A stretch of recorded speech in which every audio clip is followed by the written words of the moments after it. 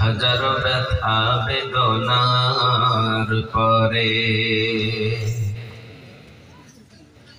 ফিরে আসনি তুমি আপন ঘরে, দিনের আলো তুমি ছড়িয়ে দিতে চলে গেলে মদিনায় মক্কা ছেড়ে। হে রাসূল তোমাকে ভুলি আমি কেমন করে, হে রাসূল তোমাকে ভুলি আমি কেমন করে। খেয়ে না খেয়ে দিন প্রচারের কাজে নিজেকে দিয়েছ বিলিয়ে, তায়েফের কাফেরেরা চিনল না সে আলো, দুষ্টু কাফেরদের পিছু দিল লেলিয়ে। পাথরের আঘাতে ক্ষত বিক্ষত হয়ে সারা শরীর থেকে রক্ত ঝরে। হে রাসূল তোমাকে ভুলি আমি কেমন করে, হে রাসূল তোমাকে ভুলি আমি কেমন করে। আল্লাহুম্মা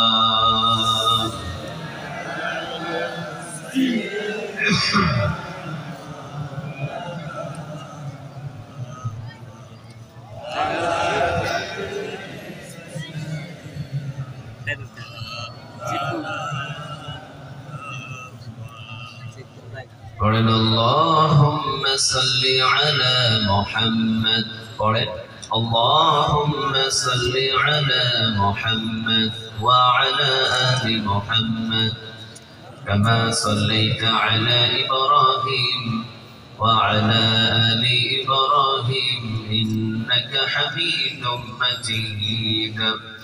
আল্লাহুম্মা বারিক আলা মুহাম্মাদ وعلى آل محمد كما باركت على إبراهيم وعلى آل إبراهيم إنك حميد مجيد. لا إله إلا الله لا إله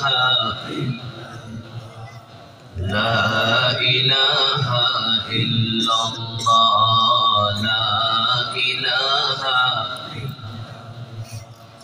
لا إله إلا الله لا إله। আল্লাহ নামের জিকির করবে যারা,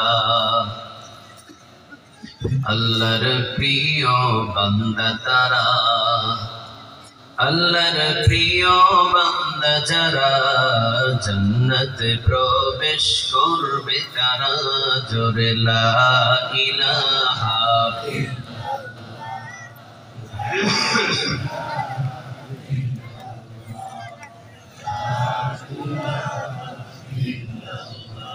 লা ইলাহা ইল্লাল্লাহু মুহাম্মাদুর রাসূলুল্লাহ সাল্লাল্লাহু আলাইহি ওয়াসাল্লাম। আপনারা সবাই কেমন আছেন?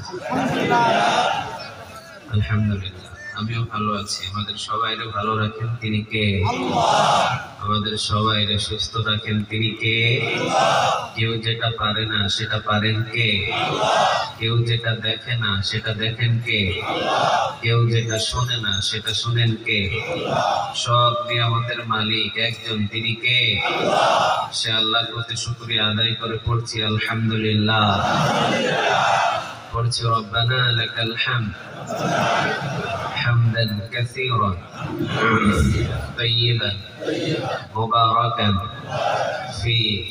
قرن الله أكبر كبيرا الحمد لله كثيرا سبحان الله بكرة وأصيلا سبحان الله وبحمده عدد خلقه ورضا نفسه وزنة عرشه ومداد كلماته قرن لك الحمد بالقرآن لك الحمد بالإسلام لك الحمد بأسمائك هو لك به سميته لك الحمد يا رب كما ينبغي لجلال وجهك وعظيم سلطانك প্রশংসাগুলো করলাম কার? আমরা সব জায়গায় প্রশংসাগুলো করব কার? খাওয়ার শুরুতে কার? খাওয়ার শেষে কার? ঘুমাইতে গেলে কার? ঘুম থেকে যখন জাগি তখন কার? রাস্তাঘাটে চলার সময় কার? ওজনে কম দেওয়ার সময় কার?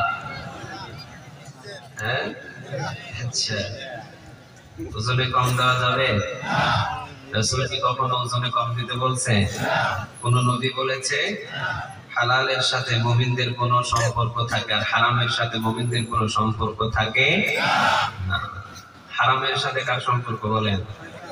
শয়তানের। আর হালালের সাথে সম্পর্ক আছে কার? আল্লাহ। আমরা হালালে থাকবো না হারামে থাকবো? ওজনে কম দিব না আমরা। সবাই রাজি আছেন? অনেক দোকানদার ভাই এখানে থাকতে পারে, ঠিক না? আছে না এখানে যারা ব্যবসা করে এই সানন্দ বাড়ি বাজারে? নাই? আপনি যদি 1 ইঞ্চি পরিমাণ অল্প একটু সামান্য যদি কম দিয়ে থাকেন, কিয়ামতের ময়দানে নিজের গুস্ত কেটে হলেও সেটা পূরণ করতে হবে কার দরবারে? আরো জোরে চিৎকার দিয়ে বলেন কার? আল্লাহ। আর আপনি যদি একটু ধরে দেন সাদাকা নেক, আল্লাহ আপনার আমলনামায় জমা করে দেবে। রাসূল বলেছেন যারা ব্যবসা করে তারা আমার সাথে জান্নাতে থাকবে। সুবহানাল্লাহ। বাড়িতে গিয়ে বললেন রাসূল বলেছে যারা ব্যবসায়ী, কারণ রাসূলরা নবীরা ব্যবসা করতেন, ওরা বসে বসে খাইতেন না। বসে বসে খাওয়া নবীদের সুন্নাহ না, কর্মটাই হলো আমাদের ধর্ম, ঠিক না ভাই? ঠিক। কর্ম করে খেতে ভালোবাসতেন। রাসূল বলতেন যে যারা দোকানদারি আমি রাসূলের সুন্নাহ অনুযায়ী করবে, আমি রাসূলের সাথে তাদের জান্নাতটা বেশি দূরত্ব হবে না, আমার পাশে পাশে তারা জান্নাতে থাকবে। সুবহানাল্লাহ। এই জন্য ব্যবসা যেন হয় রাসূলের সুন্নাহ মোতাবেক। আল্লাহ আমাদের সবাইকে রাসূলের সুন্নাহ অনুযায়ী ব্যবসা করার তৌফিক দান করে। আমরা বলি আমিন। যে জিনিসটা বিক্রি করবেন এই কথা বলবেন না যে ফেরত নেওয়া হয় না, তাহলে কিন্তু এটা রাসূলের সুন্নাহ বিরোধী, ঠিক না ভাই? ঠিক। ফেরত নেবেন, খুশি হবেন তিনি কে? আল্লাহ। ওজনে কম দেওয়া যাবে? সোয়াবিনের সাথে সরিষা বীজ দেওয়া যাবে? খবরদার, এগুলো করবেন না। আল্লাহ আমাদের সবাইকে কবুল করে। আমরা বলি আমিন। যদিও এটা বলছিলেন যে ওজনে কম দিয়ে আল্লাহ প্রশংসা করব না, এটা আমাদের মুখের কথা ছিল, এটা অন্তরের কথা ছিল না। এজন্য আল্লাহ অন্তরেরটা নেয়, আল্লাহ কি মুখেরটা নেয়? মুখে তো বহু মানুষ অনেক কথাই আমরা বলে ফেলি, নাই? কথা বলেন নাই? কিন্তু অন্তরে যেটা আছে ওইটাকে কবুল করেন তিনি কে?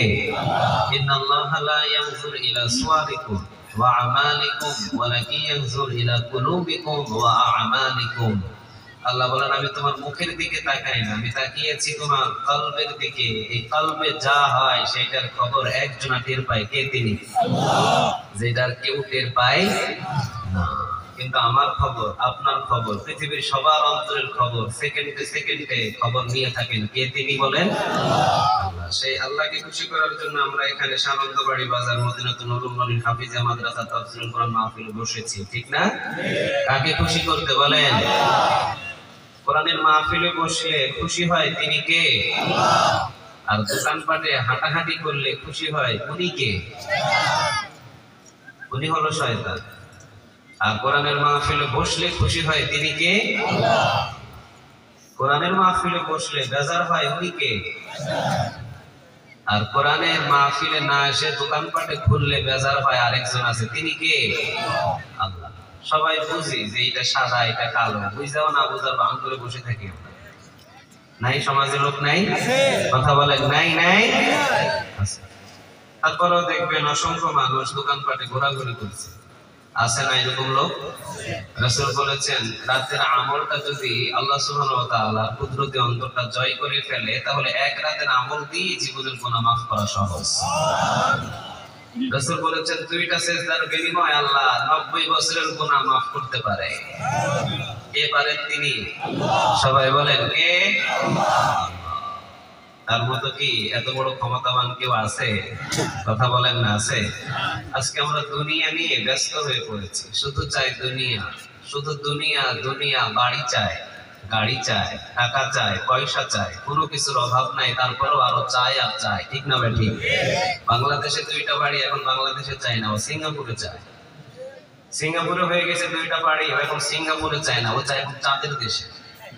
চাঁদের দেশেও যদি দুইটা করতো, বলতো চাঁদের দেশে না, এখন জান্নাতে যেতে চায়। রাসূল বলেন পৃথিবীর মানুষের চাহিদা শেষ হবে না যতক্ষণ না কবরের মাটি মুখে না লাগবে। যেই দিন কবরের মাটি মুখে লেগে যাবে, ওর চাওয়া পাওয়া সবকিছু ফুরিয়ে যাবে। চিৎকার দিয়ে বলেন ঠিক কিনা? ওই দিন হাজার চাইলেও আর কোনো লাভ হবে? কথা বলেন, লাভ হবে? দুনিয়ার বড় বড় ধনী মানুষদেরকে অন্ধকার 3.5 হাত কবরে নির্মম ভাবে শোয়া রাখছেন, তিনি কে? সে আল্লাহ এখন আর নাই? কথা বলেন, আছে? সে আল্লাহর প্রশংসা করেই আমরা কোরআনের মাহফিলে আলোচনা শুরু করতে চাচ্ছি। আল্লাহর নামে কি 3টা তাকবীর দেওয়া যাবে? কথা বলেন, 3টা তাকবীর দেওয়া যাবে? বিবাহিত ভাইয়েরা কারা কারা আসছেন দেখি, হাত তুলেন দেখি একটু। মাশাআল্লাহ, বিবাহিত ভাই তো সব, হাত নামান আপনারা। অবিবাহিত ভাইয়েরা কারা আসছেন দেখি। ও, এদের তো নাই, এরা 2 হাত তুলে তুলতেছে, ব্যাপারটা কি? দেখা দেখা, এরা সংখ্যায় কম, হাত নামাও। আচ্ছা, বিবাহিত ভাইয়েরা যারা আছেন ওনারা সংখ্যায় একটু বেশি, আর অবিবাহিতরা যারা আছেন ওনারা সংখ্যায় কম। তবে দেখা যাক তাকবীরের পাওয়ারটা কাদের বেশি হয়। আগে যে ভাইয়েরা বিবাহিত আছেন, বিবাহিত ভাইয়েরা দেখি আল্লাহর নামে একটা তাকবীর দেন। অবিবাহিতরা দিবা না, এখন শুধু বিবাহিত ভাইয়েরা দেন দেখি। লিল্লাহি তাকবীর। মাশাআল্লাহ। আচ্ছা, বোঝা গেছে যে জামালপুর, জামালপুর না এটা? জামালপুর। বিবাহিতদের পাওয়ার খুব কঠিন হয়ে আছে। আমার তো মনে হয় কালেমার পতাকা যদি কোন ডিস্ট্রিক্টে সর্বপ্রথম উড়ে, মনে হয় জামালপুরের ডিস্ট্রিক্টে সর্বপ্রথম কালেমার পতাকা উড়ায় যাবে। আচ্ছা, অবিবাহিত ভাইয়েরা আপনারা কি রেডি? ওয়াল্লাহ, এরা তো কইতেই পারেন, এরা সংখ্যায় একেবারে কম। আপনারা কি রেডি? আচ্ছা ঠিক আছে, আপনারা এবার দেন দেখি, গলায় ধার দেন। হ্যাঁ, এবার রেডি হয়ে বলেন লিল্লাহি তাকবীর। 3 শূন্য গোলে হয়েছে। বিবাহিতরা শূন্য, অবিবাহিতরা 3 গোল। কেন জানেন? সংখ্যায় কম কিন্তু আওয়াজ বিবাহিতের চাইতেও বেশি। রাসূল যখন যুদ্ধের ময়দানে গিয়েছিলেন, প্রথম যুদ্ধ নামটা কি ছিল বলেন? সবাই বলেন। বদর। কয়জন নিয়ে গেছিলেন?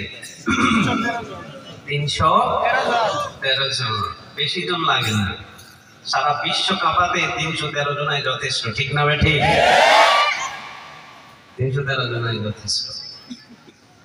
কিছুক্ষণ আগে আমাদের প্রিয় ভাই মোহাম্মদ ফখরুল আলম আকন্দ ভাই, উনি বলছেন না যে আপনারা কি আমার সাথে থাকবেন যাত্রা গানটারে বন্ধ করার জন্য? সবাই তো থাকার দরকার নাই। আমার এই আকন্দ ভাইয়ের সাথে যদি এলাকার 50টা যুবক দাঁড়িয়ে যায়, কোনো বাবার ক্ষমতা নাই যাত্রা গান এলাকায় করতে পারে। চিৎকার দিয়ে বলো ঠিক কিনা? বেশি প্রয়োজন লাগে নাকি? 50 জন যুবক যদি দাঁড়ায় যায়, আর আকন্দ ভাইরে যদি বলে ভাই আপনি সামনে থাকে, আমরা পিছনে 50 জন যুবক আছি, দেখবেন যে 12 জন না 12,000ও যদি সামনে আসে, জয়ের হাত সবসময় আল্লাহর কাছে থাকে। চিৎকার দিয়ে বলো ঠিক কিনা? 313 জন। আর ওইদিকে কয় হাজার ছিল? 1000। কয় হাজার? 1000। 313 জনের বিজয় দিয়ে দিলেন তিনি কে? আরো জোরে চিৎকার দিয়ে বলেন তিনি কে? আপনারা প্রশ্রয় দিয়েছেন বিধায় ওনারা সাহস পাইতেছে না। ভাই তো বলছে ওদের সংখ্যা বেশি না, ওদের তো টাকা নেওয়া লাগে না। আপনারা শুধু একটু কানি দিয়ে তাকাইলেই তো ওরা হাওয়া হয়ে উড়ে যাবে। কিন্তু আপনারা মনে করছেন না ওই ভাই একাই করবে, আমরা শুধু বসে থেকে দেখি। খবরদার, মনে রাখবেন একটা জাহাজের ভিতরে যদি 50 জন মানুষ থাকে, কয়জন? সবাই বলেন কয়জন? 50 জন একটা জাহাজের ভিতরে মানুষ। 49 জনই ইমানদার, বেঈমান কয়জন? একজন। 49 জনের স্থান উপর তলায়, আর নৌকার নিচের তলায় হলো এই বেঈমানের স্থান। এই বেঈমান একাই নৌকার তলাটাকে ফুটা করতেছে। কি করে? ফুটা করে, ছিদ্র করে। এখন 49 জন যদি মনে করে ওর ইচ্ছা যা পারে তাই করবে, আমরা 49 জন উপর তলায় শুয়ে আছি, উপর তলায় শুয়ে জিকির করি, ওরে যদি বাধা না দেয় 49 জন সহ মরবে নাকি বাঁচবে? কথা বলেন, মরবে নাকি বাঁচবে? জামালপুরবাসী এই অত্র অঞ্চলের ভিতরে গজব আসার জন্যই 12 জনাই যথেষ্ট, ঠিক না ভাই? ঠিক। যারা যাত্রা গানের নর্তকী নিয়ে নাচায়, এই আযাব আসার জন্য 12 জনাই যথেষ্ট। 12,000 মানুষ যদি থাকে এখানে, আর ওই 12,000 মানুষের ভিতরে যদি 12 জন যাত্রা গান করে, 12,000 মানুষদেরকে নিয়ে জাহান্নামের আগুনে জ্বলতে হবে। চিৎকার দিয়ে বলো ঠিক কিনা? এই জন্য আকন্দ ভাই নিয়মটা আমার খুব ভালো লাগছে। ভাই যেহেতু বলছে ফখরুল আলম আকন্দ ভাই যে আমি আছি সামনে, আপনারা থাকবেন পিছনে, আপনারা পিছনে থাকতে সবাই রাজি আছেন? কথা বলতে হবে, সবাই রাজি? এই যে বলছেন না ইনশাআল্লাহ সবাই রাজি। যদি এটা বন্ধ হয়ে যায় আর যাত্রা গানও যদি নাও হয়, অন্তত এটার উসিলায় আল্লাহ আপনাকে মাফ করে দিতে পারে। তবে ইনশাআল্লাহ বাংলাদেশের ভিতরে আমার ফখরুল আলম আকন্দ ভাইয়ের সাথে কিছুক্ষণ আগে কথা হয়েছে। উনি ওনার শৈশবকালে দেখেছেন এলাকায় যাত্রা গান হতো, এলাকায় যাত্রা গান হতো, এলাকায় অমুক গান হতো, তমুক গান হতো, ঢোল বাজতো, তবলা বাজতো। এগুলো এখন আর আছে? কথা বলেন, আছে? এখন জায়গায় জায়গায় ওরাই কোরআনের মাহফিল নিয়ে ব্যস্ত থাকে। সুবহানাল্লাহ বলেন। যেখানে কোরআন সেখানে শান্তি দেয় তিনি কে? আর জোরে চিৎকার দিয়ে বলেন তিনি কে? যুবকদের চরিত্র নষ্ট হচ্ছে, আমার ফখরুল আলম আকন্দ ভাই বলছেন যুবকরা চরিত্র খুব নষ্ট করে ফেলছে। তারা ইয়াবা খায়, ডাল খায়, চেহারা দেখলে মনে হয় যে 80 বছরের বুড়া, বয়স কিন্তু দেখা যায় মাত্র 18, 19, 20, ঠিক না? ওর যৌবন এখনই শেষ। ও বাপ হবে কোথায় থেকে? ও যৌবন তো এখনই নাই। বাবা হওয়ার শক্তি 18, 20 বছরই শেষ। আহা, ইয়াবা কি ভালো জিনিস? কথা বলেন, ভালো জিনিস? গাঁজা কি ভালো জিনিস? এইটা কিন্তু বন্ধ আমি ওয়াজ করলেও হবে কিনা জানি না। আমার ফখরুল আলম আকন্দ ভাই যদি সবাইকে নিয়ে চেষ্টা করে, তারপরেও এলাকা থেকে এটা বন্ধ হবে কিনা আমি জানি না। তবে গাঁজা, ইয়াবা, ফেন্সিডিল, মদ বন্ধ হয়ে যাবে যদি আমার বাংলাদেশের প্রধানমন্ত্রী 24 ঘন্টার ভিতরে একটা ঘোষণা দেয়, ঠিক না ভাই? ঠিক। আমার বাংলাদেশের যদি প্রধানমন্ত্রী একটা কথা বলে দিত যে বাংলাদেশের যুবকদের চরিত্র আমি ভালো চাই, যারা মদ খায়, যারা ইয়াবা খায়, যারা গাঁজা খায়, 1400 বছর আগে আমার আল্লাহ সুবহানাহু ওয়া তাআলা বলেছেন যারা নেশা করে ওদেরকে প্রকাশ্যে কয়টা বেতের বাড়ি? 80টা। কয়টা? সবাই বলেন কয়টা? 80টা বেতের বাড়ি। ওই আকন্দ ভাই বলছে না কিছুক্ষণ আগে যে কাঁচা বেত বাড়ির উপরে কোনো ওষুধ নাই। কথা বলেন, কোনো ওষুধ নাই। এই যে সানন্দবাড়ি বাজার, এই সানন্দবাড়ি বাজারে যদি একটা গাঁজাখোর, একটা মদখোর, একটা ইয়াবাখোরকে যদি এই সানন্দ বাজারে বেঁধে রেখে 80টা বেতের বাড়ি প্রকাশ্যে মেরে ছেড়ে দেওয়া হয়, ওই দিন থেকে এলাকার সমস্ত যুবক তওবা করে এক একটা আল্লাহরই হয়ে যাবে, ঠিক না ঠিক? প্রকাশ্যে 80টা একদিন বেতের বাড়ি বাঁধবে, তাহলে চিন্তা করবে সর্বনাশ। ফখরুল আলম আকন্দ ভাই যেভাবে বাড়ানো শুরু করছে, এটা আর খাওয়া যাবে না। খাইবে কেউ? কথা বল না কেন? খাবে? চুরি করলে হাত কেটে দাও, আইনটা কার? আরো যদি চিৎকার দিয়ে বলেন কার? চুরি হয়, দোকান চুরি হয়, গরু চুরি হয়, নারী চুরি হয়, বদনা চুরি হয়। চুরের অভাব নাই। চুর নাই? কথা বল না কেন? চুর নাই?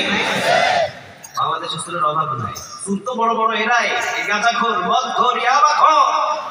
এটা এমন একটা বিষয়, এটা খাইতে খাইতে যখন টাকা থাকে না তখন বাপেরও খুন করে দেয়, মায়েরও খুন করে দেয়, নিজের বিবি, নিজের বাচ্চা কাউরে চিনার এদের টাইম নেই।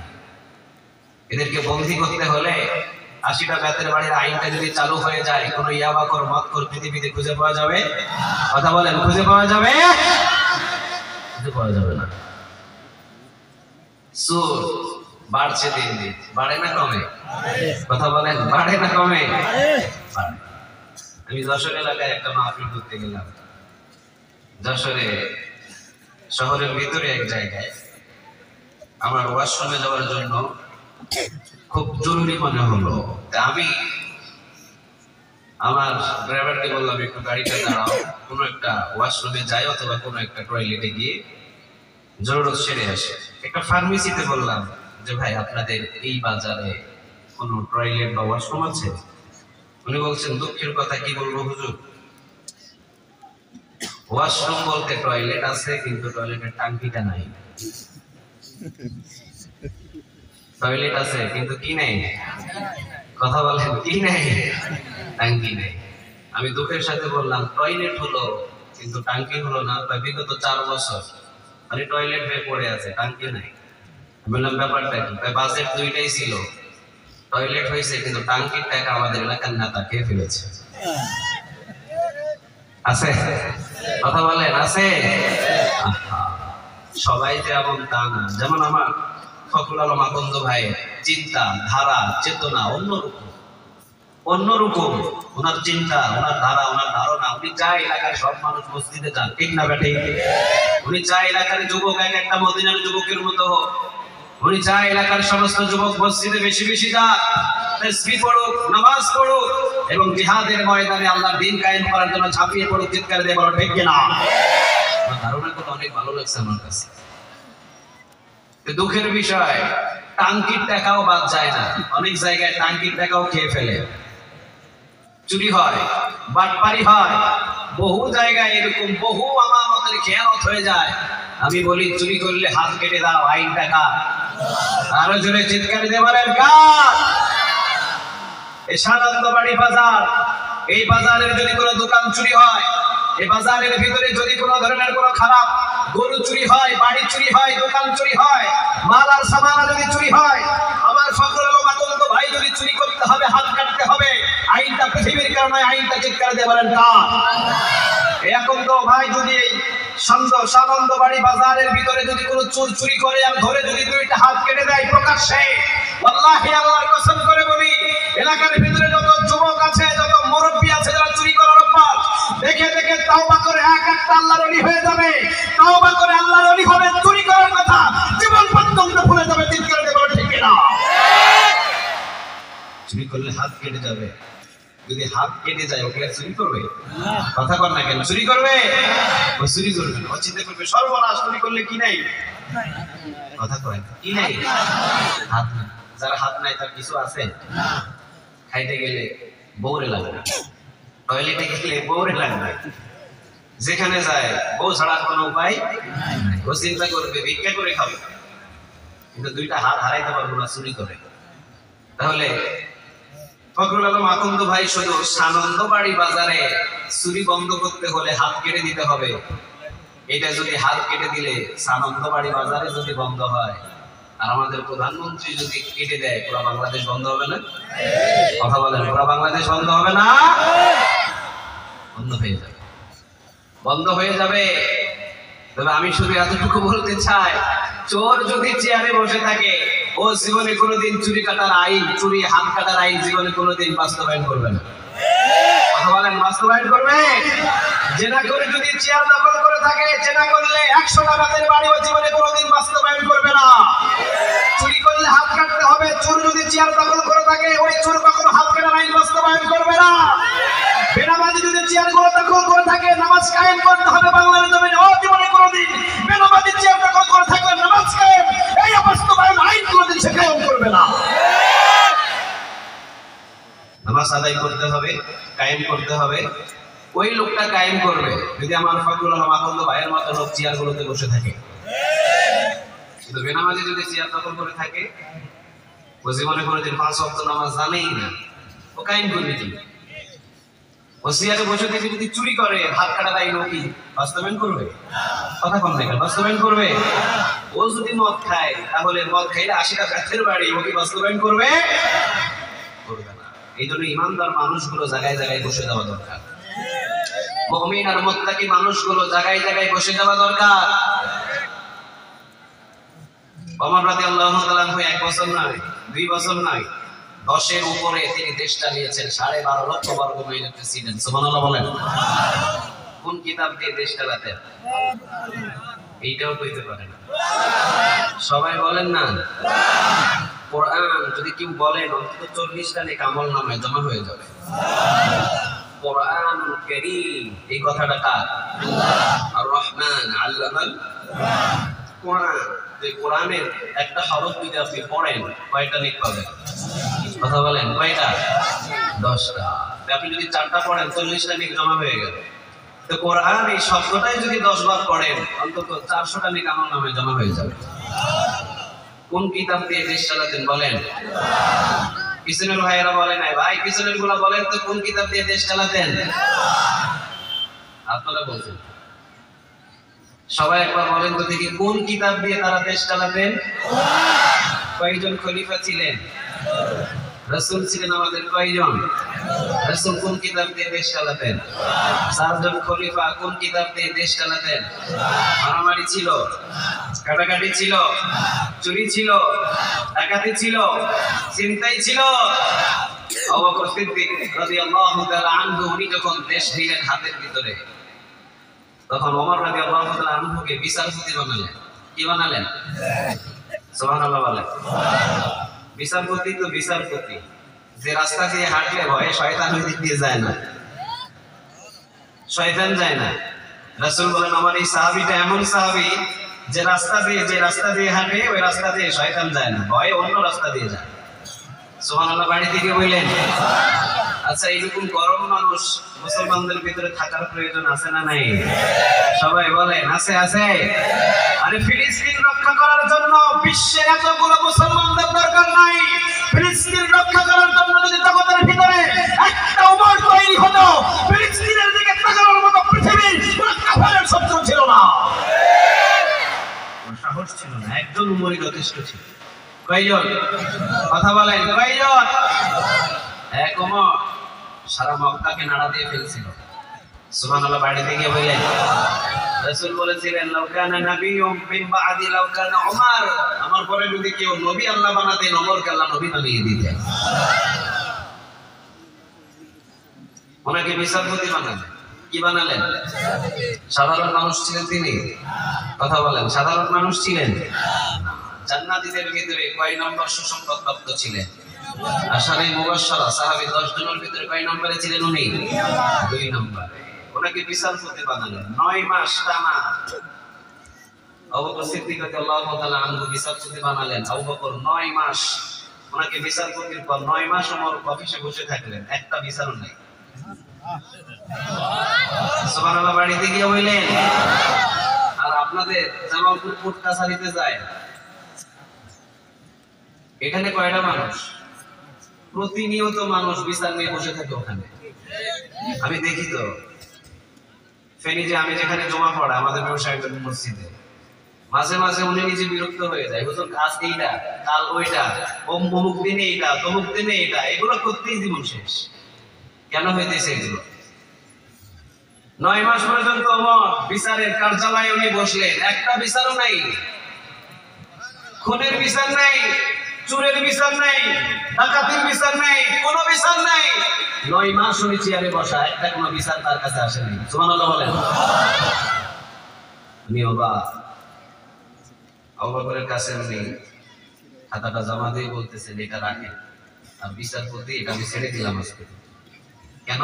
সাল্লাহ কেন? 9 মাসে যদি একটা বিচার না থাকে বিচারপতি থেকে লাভ কি? 9 মাসে এখানে বিচারই নেই, এখানে বিচারপতি রাখার কোনো দরকার আছে? আমাদের রাষ্ট্রের অন্য কাজ দেন, আমি অন্য কাজ করি। আবু বকর বললেন কেন বিচার নাই তুমি জানো? ওমর কয় না, আমার জানা নাই। আবু বকর বললেন রাসূল যে কোরআন দিয়ে শাসন করেছেন, যে জমিনে কোরআনের শাসন থাকে সেই জমিনে বিচার থাকে না। যেই জমিনে কোরআনের শাসন থাকে ওই জমিনে কখনো খুন খারাপি থাকে না। যে জমিনের ভিতরে কোরআনের শাসন থাকে ওই জমিনে কখনো জিনাখোর থাকতে পারে না। চিৎকার দিয়ে বলো ঠিক কিনা? জিনা করলে পাথর মেরে শেষ করে দাও, আইনটা কার? চুরি করেছে, কোরআনের আইন, হাত কেটে দাও। বেনামাজি পাশায় 10টা বেতের বাড়ি মারো এক ওয়াক্তে। কয় ওয়াক্তে? কথা বলেন, কয় ওয়াক্তে? এক ওয়াক্তে। আচ্ছা, এক ওয়াক্তে যদি 10টা বেতের বাড়ি আমার আনন্দ ভাই মারে, 5 ওয়াক্ত নামাজে কয়টা? এই এলাকার যুবক বেনামাজি থাকতে পারবে? কথা বলেন, থাকতে পারবে না? থাকতে পারবে। আমরা তো নসিহত করব, আমরা তো ওয়াজ করব, আমরা তো আপনাদের ভালো ভালো কথা বলবো। আপনাদের মনে চাইলে নামাজি হবেন, মনে না চাইলে নামাজি হবেন না, এটা আপনাদের ব্যক্তিগত ব্যাপার। 50 বছর একটা মাহফিল যশোরে এক জায়গায় মাহফিল করতে গিয়েছিলাম, তো লাইনে মাহফিল বেশি করি। এক জায়গায় মাহফিল করতে গিয়েছিলাম যশোরে, 50তম মাহফিল, মুসল্লি 3 জন। কয়জন? মুসল্লি 3 জন। আমি ইমাম সাহেবকে জিজ্ঞাসা করলাম কি ব্যাপার, আপনার মুসল্লি 3 জন? মাঝে মাঝে 3 জনও থাকে না, একাই আজান দিয়ে একাই ইকামত দিয়ে নামাজ পড়তে নাই এমন মসজিদ? এত নিরক্ষর মসজিদ নাই? আমি বলেছি যে আমরা 50তম মাহফিল করছি, এবার 51তম মাহফিল, 51 বছর মাহফিল করে মুসল্লি মাত্র 3 জন। 51 বছরের ওয়াজের ফলাফল মাত্র মুসল্লি কয়জন? সবাই বলেন কয়জন? আমি বলছি 51 বছর মাহফিল করে ওয়াজ করে মুসল্লি হয়েছে মাত্র 3 জন। আর আমাদের প্রধানমন্ত্রী যদি 24 ঘন্টার ভিতরে 10টা মিনিট ওয়াজ করে, পুরা বাংলার জমিনের সব মুসলিমদেরকে মসজিদে ঢুকতে বাধ্য হবে। ওয়াজ মাত্র 10 মিনিট করলেই যথেষ্ট না। কয় মিনিট? কথা বলেন, কয় মিনিট? 10 মিনিট।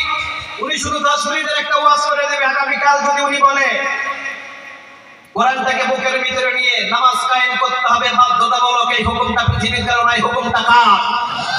উনি যদি বলে যে নামাজ কায়েম করার জন্য আজ থেকে আমি অনুমতি দিয়ে দিলাম, আজান হওয়ার সাথে সাথে দোকান বন্ধ হয়ে যাবে, আজান হওয়ার সাথে সাথে বাংলাদেশের সমস্ত দোকানের চাটার বন্ধ হয়ে যাবে। কোন দোকানের চাটার যদি খোলা থাকে 10,000 টাকার মামলা। জীবনে কোনোদিন আদান দেওয়ার পরে সানন্দবাড়ি বাজারে একটা দোকান খোলা পাবেন? কথা কম নাই, খোলা পাবেন? খোলা নেই, খোলা নাই। 10,000 টাকার মামলার ভয়ে আদান দেওয়ার সাথে সাথে, আর যদি ভিড়ও থাকে কাস্টমার, সবাই বলবো আল্লাহ দোহাই মাফ চাই, এক সপ্তাহে লাভ করি 10,000, তোমাদের এই 5 টাকা বিক্রি করতে লাগে যদি একটা মামলা দেয়, আমার পুরো মাসের ইনকাম শেষ, তাড়াতাড়ি বিদায় হোক। কাস্টমার নাই, চার দোকান খোলা নাই, তুই বসবি কোথায়? তোর জন্য এখন মসজিদ খোলা, তোকে যাইতেই হবে। তুমি মিয়া বানাইছো একটা, নীলফামারীতে এক মাহফিলে গিয়েছি, দেখতেছি ওর দোকানের চাইতে ওর টিভি বড়, ওর দোকানের চাইতে ওর টিভি বড়। আমি বলছি কি ব্যাপার, এত বড় বাক্সটা কিনলে রাখছে? যত বড় বাক্স তত বেচা বিক্রি। বাক্স মানে টিভিটার আমি বাক্স বলি। ও বলতেছে যত বড় আমার টিভি তত আমার বেচা বিক্রি বেশি।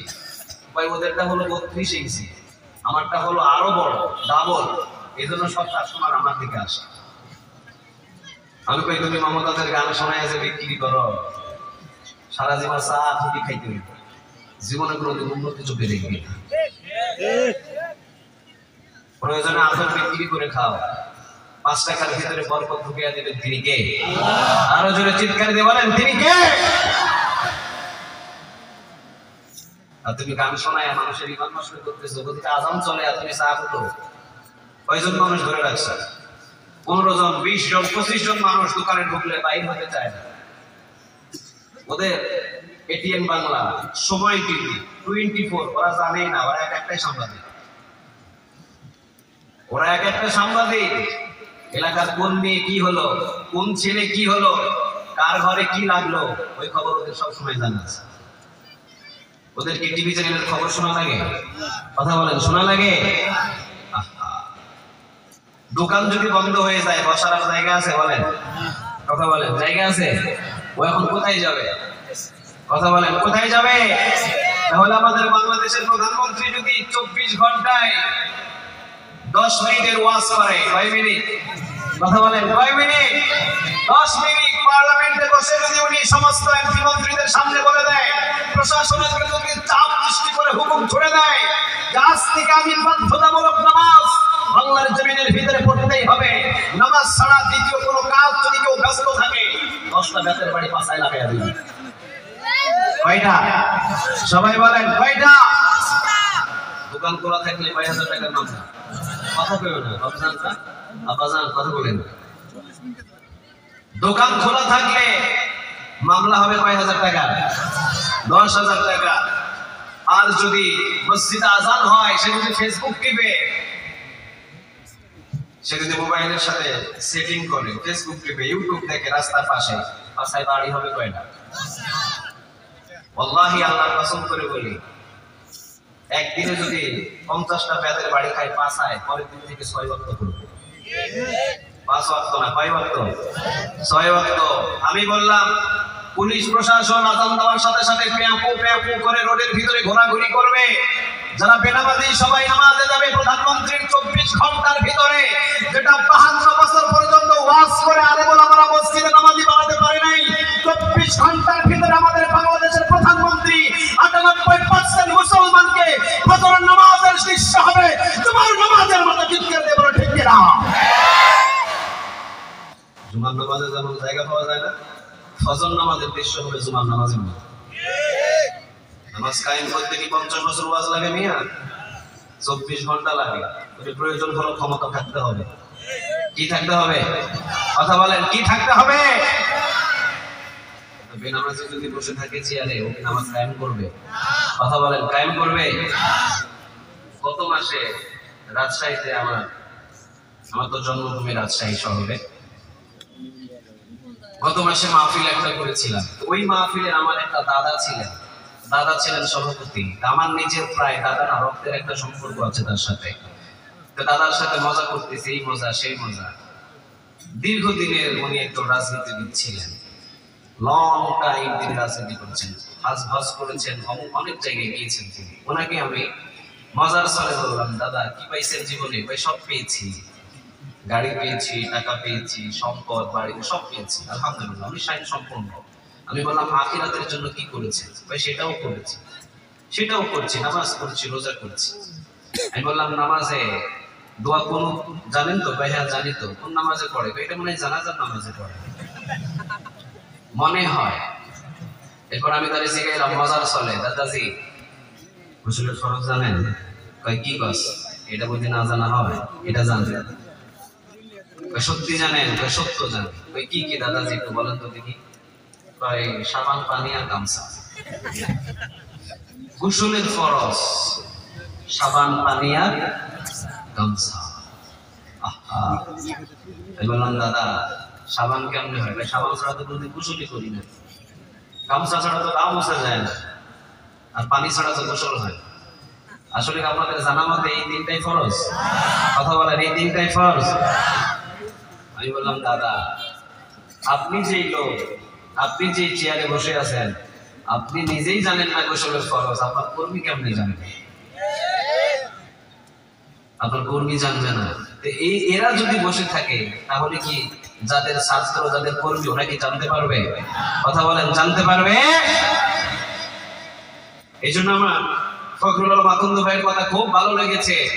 ওনার চেতনার সাথে কোরআনের চেতনা মিল, ওনার চেতনার সাথে কোরআনের চেতনা মিল। যাত্রা গান বন্ধ হবে ওই সময় যখন আমাদের বাংলাদেশের প্রধানমন্ত্রী অনুমতি দিবেন। মুসলিম দেশ অপবিত্র করতে চায় না, কোন জায়গায় একটা যাত্রা গান আসর বসতে পারবে না। কোন বাবার ক্ষমতা নাই, কোন বাবার ক্ষমতা নাই যে যাত্রা গান নিয়ে ব্যস্ত হয়ে পড়ে থাকে, ঠিক না ব্যাঠি? কোনো ক্ষমতা নেই তাদের। কিন্তু আমার ফখরুল আলম আকন্দ ভাই চেষ্টা করছেন এইদিকে, ওরাও এইদিকে চেষ্টা করতেছে। ওদের হাতেও লোক আছে, যাই দেখে লোক নাই, ওরাও টাকা দিয়ে বাস কিনে ফেলে জায়গা জায়গায়। ভাই আমরা জোয়ার আসর বসাইতেছি, 10 লক্ষ টাকা ইনকাম হবে, রাখেন আপনি 5 লাখ। ভাই যা কর, অসুবিধা নেই। আছে এরকম? কথা বলেন, আছে?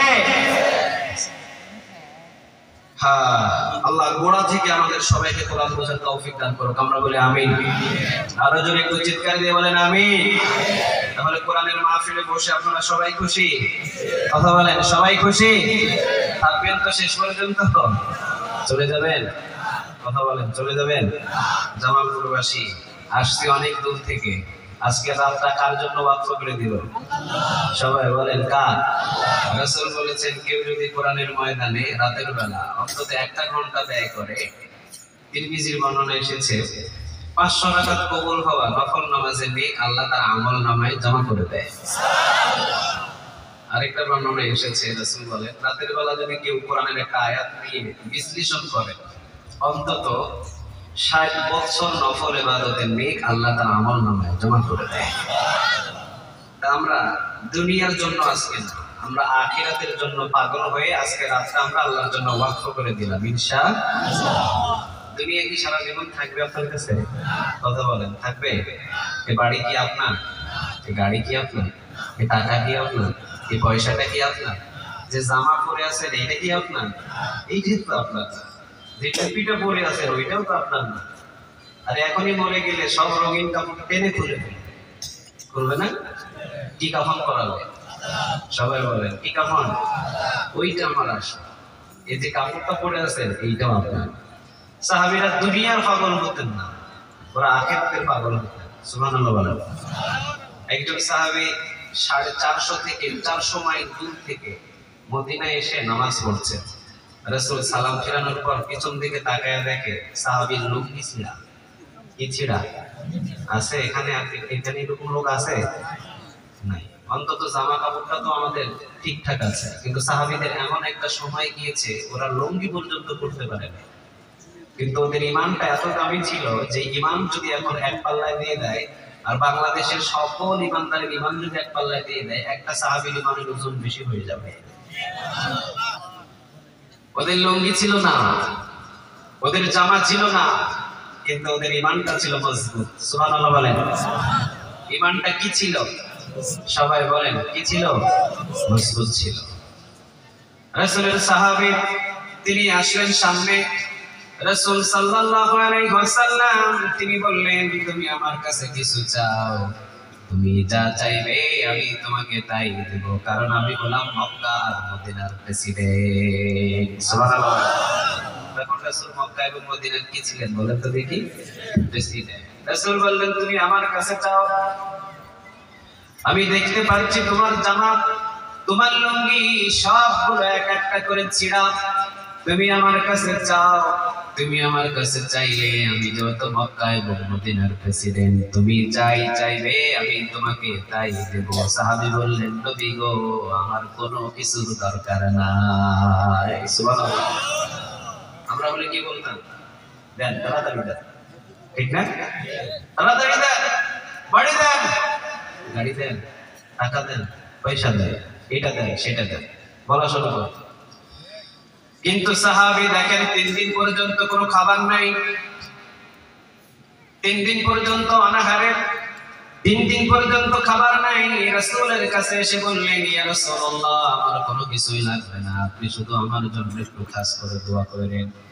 রাসূল বললেন, না, তুমি কি চাও আমার কাছে চাও, তোমার চাইতে দেরি হবে, আমি তোমাকে দিতে দেরি করব না। সুবহানাল্লাহ। চাও না? চাও। সাহাবী বললেন, না স্যার, ইয়া রাসূলুল্লাহ, আমার লাগবে না, চলে যায়, আপনি চলে যায়।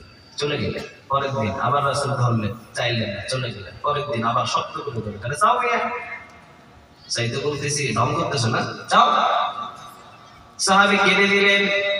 সাহাবী বললেন, নবী গো, এই মদিনার বড় বড় দালানের প্রতি আমার চার আনা লোভ নাই, এই মদিনার খেজুর বাগানের প্রতি আমার লোভ নাই, এই মদিনার ভিতরে কোন সম্পদের আমার লোভ নাই। নবী, আমাকে যদি চাইতে হয় তাহলে আপনার কাছে আমি চাইলাম আপনি একটু আমার জন্য দোয়া করেন, আমি যেন আপনার সাথে এক জান্নাতে থাকতে পারি।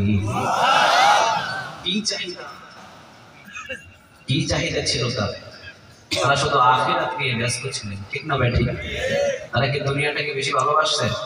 কথা বল নাকি? বেশি ভালোবাসছে না, বেশি ভালোবাসেন। আরে ক্ষমতা থাকলেই যে মানুষ খারাপ হয় এমনটা নয়। অনেক মানুষ ক্ষমতার ভিতরেও দেখেন তাহাজ্জুদ বুঝা, 5 ওয়াক্ত নামাজি, দিনদার, ইমানদার, পরহেজগার। সুবহানাল্লাহ বলেন। সম্রাট মাহমুদ গজনবী, একটা নাম শুনছেন আপনারা? সম্রাট মাহমুদ গজনবী, উনি একটা সম্রাট ছিলেন। আমরা পৃথিবীর কাউকে বন্ধু বানাতে চাই না, আমরা একজনকে বন্ধু বানাতে চাই। তিনি কে? সম্রাট মাহমুদ গজনবীর বন্ধু পৃথিবীর কেউ ছিল না। ওনার বন্ধু ছিল একজন, চিৎকার দিয়ে বলেন তিনি কে? আল্লাহকে বন্ধু বানিয়েছেন।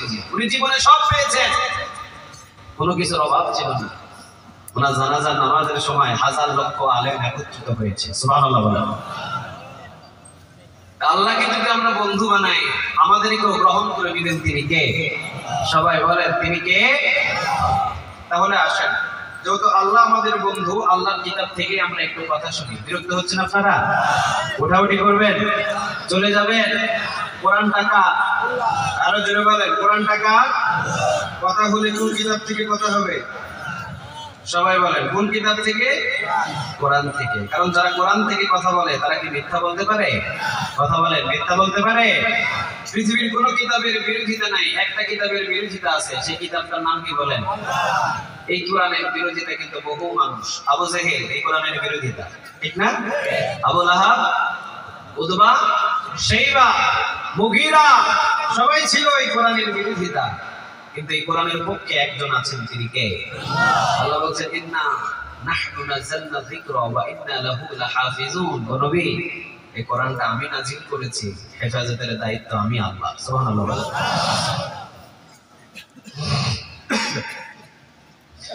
যদি আগুন লেগে ধ্বংস হয়ে যায়,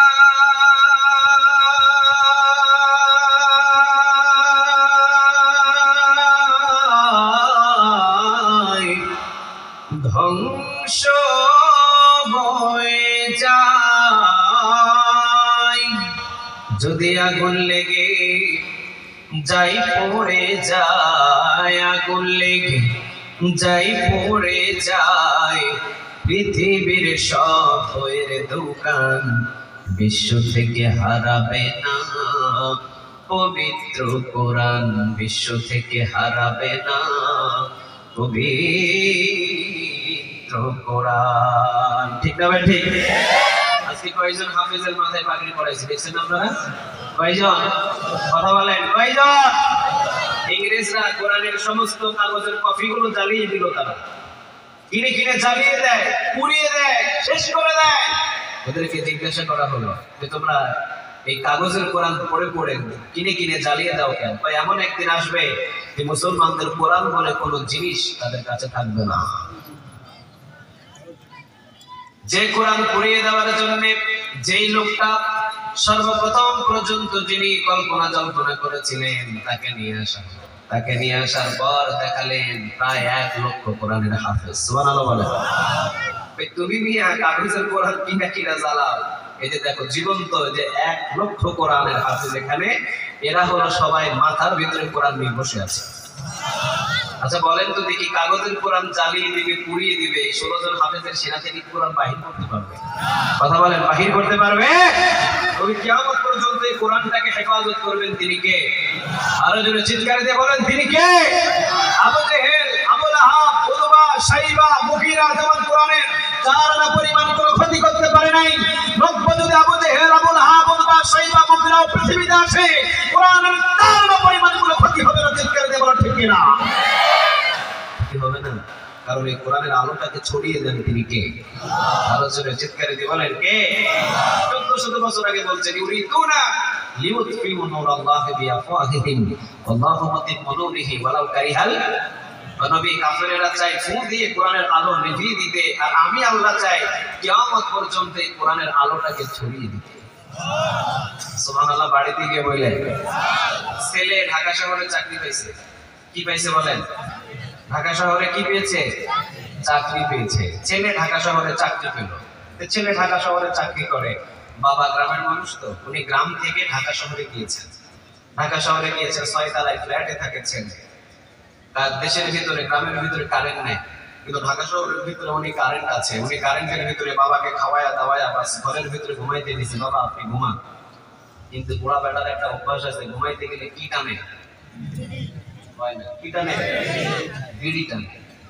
এখন ও চিন্তা করতেছে কি রে, গ্রামের ভিতরে আমার বউ সেরাক বাতি জ্বালায়া দিত, সেরাক বাতি দিত, বিড়ি জ্বালায়া দিত, গ্যাস আনি নাই, লাইট আনি নাই, এখন বিড়ি ধরাবো কেন? বুড়া চিন্তা করতে 6 তলায় কেমনি কি করি আমি বিড়ি ধরাই? ঘুমের আগে তো বিড়ি না খাই ওর মাথায় এমনিতে হট হবে। ও চিন্তা করছে একটা কারেন্টের বাতি জ্বলতেছে, ও বিড়ি নিয়ে কারেন্টের বাতি আপনি ধরছে। আচ্ছা বলেন তো, বিড়ি যদি কারেন্টের বাতির কাছে নিয়ে যায়, বিড়ি কি ধরবে? কথা বলেন, বিড়ি ধরবে? লং টাইম পর্যন্ত উনি চিন্তা করে বিড়ি ধরানোর চেষ্টা করছেন, না বিড়ি ধরাতে পারে না। এবার চিন্তা করলো ঘুমাইতে তো হবে, ঘুমানো লাগবে না? বাতি জ্বললে কি ঘুম আসবে? স্যার বাতি কেমনে নিভায়? কেমনে নিভায়? ও একটা দিনই তো নিভে যায়, ঠিক না? ও চিন্তা করছে যে ফু দিলেই মনে এটা নিভে যাবে। এখন বুড়া নিচ থেকে ফুয়ায়। এখন বলেন তো, এই বাতি কি ফু দিয়ে নিভাইতে পারবেন কেউ? আপনাদের এখানে কারো আছে সাহস আছে ফোন দিয়ে নিভাইতে পারবেন? বড় নিভানোর চেষ্টা করে, ফোন দিয়ে নিভে না। এখন লিঙ্কি মারছে, আপনাদের দিকে কি বলে? মাসা বলে? কিয়া কাঁসা। আচ্ছা কাঁসা মারছে, কাঁসা মারে লাফা লাফায় ফুয়ায়। আচ্ছা হাজার লাফা লাফায় ফুয়াবে, কিন্তু বাতিটাকে নিভাইতে পারবে? এটাকে কি ফোন দিয়ে নিভানোর বাতি? আযান শুরু হয়ে গেছে। আসসালাতু খায়রুম মিনান নাম,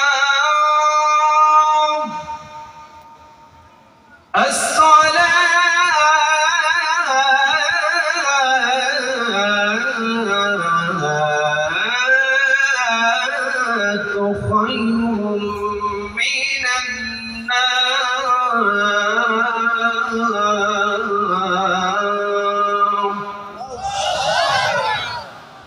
আল্লাহু আকবার, আল্লাহু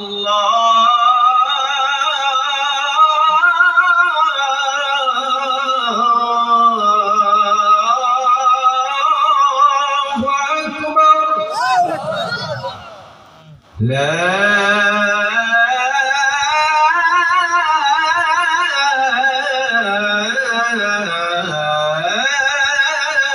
ইলাহা ইল্লাল্লাহ।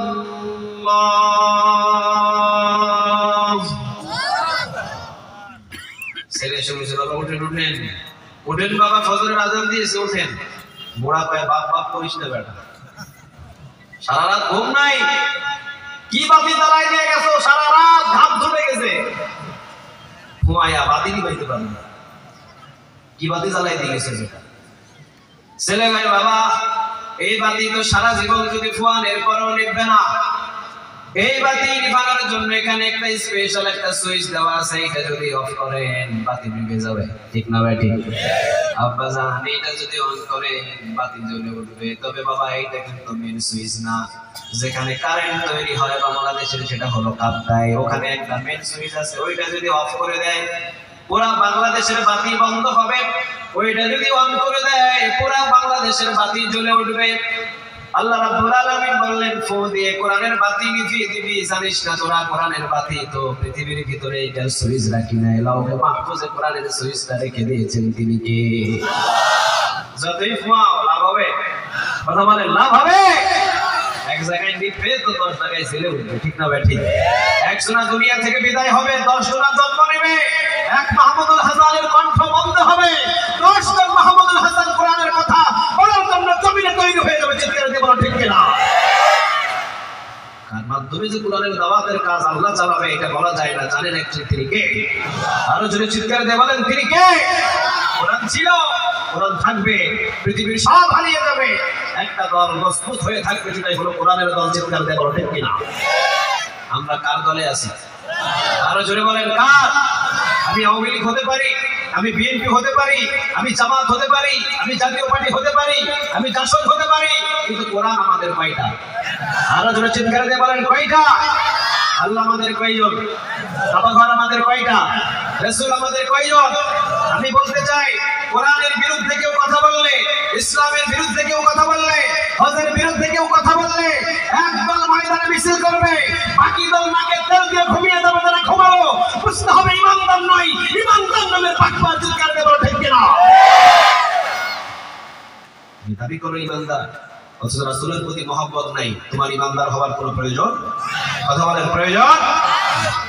হতে পারি বিএনপি, হতে পারি আওয়ামী লীগ, কিন্তু আমার হজের বিরুদ্ধে কেউ কথা বললে আমার গায়ে আগুন জ্বলতে হবে, কারণ আমার এটা ধর্ম, আমার এটা কি? কথা বলতে হবে, আমার এটা কি? আমি দুনিয়াতে চলতে গিয়ে আমি একটা দল করছি, পছন্দ আমার করেন, নো প্রবলেম, কিন্তু আমার রাসূলকে ছাগল মোহাম্মদ বলবে, আর মিছিল মিটিং হবে, আর ওখানে আপনি আক্রমণ করবেন, আপনি ইমানদার না, ইমানদার নামের বাটপা। আপনার মতো ইমানদারের রাসূলের চালানোর কোনো প্রয়োজন নাই। এই জন্য আমি বলতে চাই, বিশ্বের সকল মুসলমানদের আমি বলতে চাই, ভাই বাংলার জমিনের ভিতরে হজের বিরুদ্ধে কথা বলে, বাংলার জমিনের ভিতরে আমার আল্লাহর আইনের বিরুদ্ধে কথা বলে, আমার রাসূলের সুন্নাহর বিরুদ্ধে কথা বলে, আমার ইকামতের দিনের বিরুদ্ধে কথা বলে। আমি তো মাঝে মাঝে বলতে চাই, টিভি চ্যানেলের ভিতরে, টকশোর ভিতরে, এটিএন বাংলাদেশ, সময় টেলিভিশনে রাত পাহারা দিয়ে, পুলিশ পাহারা দিয়ে অজস্র টকশোর ভিতরে কোরআনের বিরুদ্ধে কথা বলতে আমি বলছি, আরে বেটা, বুকের যদি সাহস থাকে, টিভি চ্যানেলের ভিতরে নাই, টিভি চ্যানেলের ভিতরে নাই, টকশোর ভিতরে নাই, তুই ময়দানে এসে কথা বল, জামালপুরের জমিনে এসে কথা বল, পুজোর কামড়া নিয়ে টাকা সহজ যাইতে পারবি না। ময়দানে এসে কথা বল।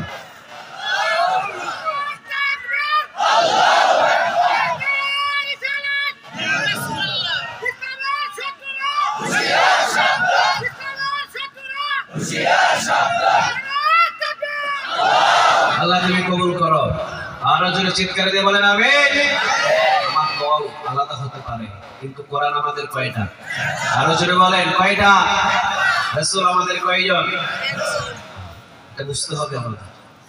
কিন্তু আমাদের ভিতরে এমন একটা শত্রুতা শুরু হয়ে গেছে সমাজের ভিতরে, মনে করছি দলই আমার সব।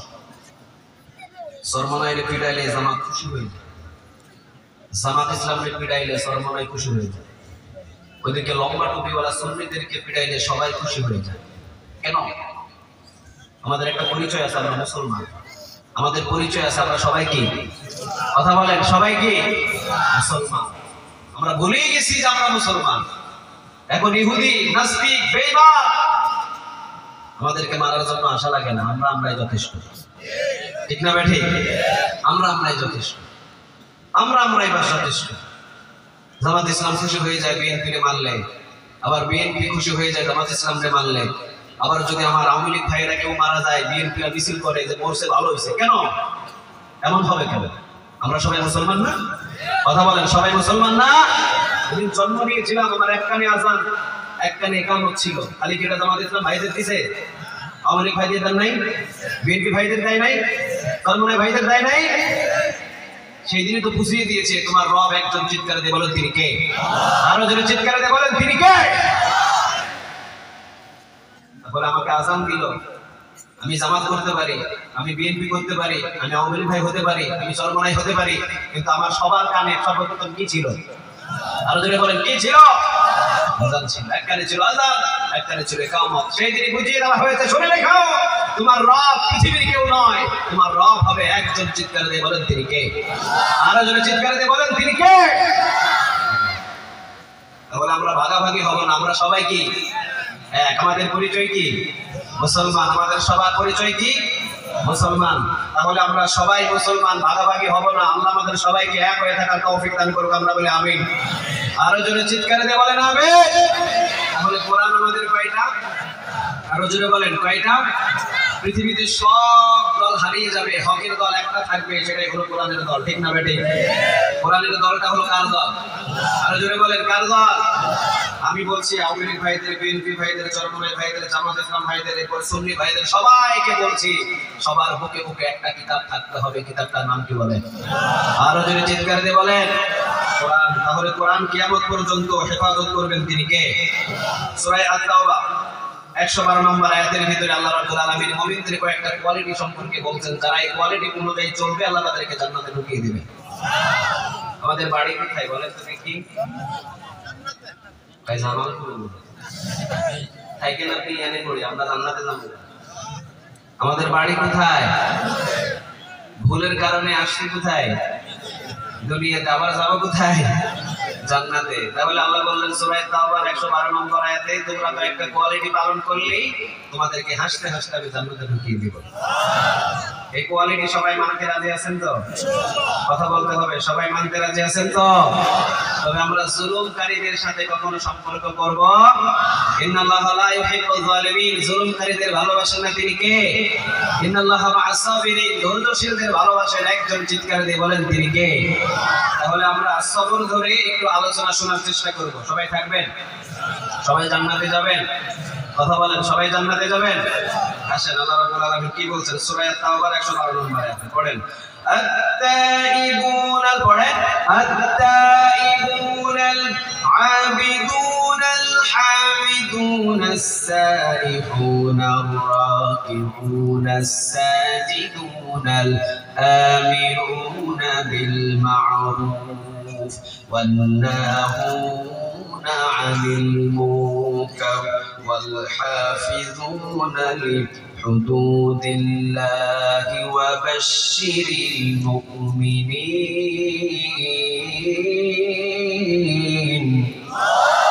আর কথা এটা বলেন, সবাই বলেন কার? আল্লাহ রাব্বুল আলামিন বলছেন التائبون العابدون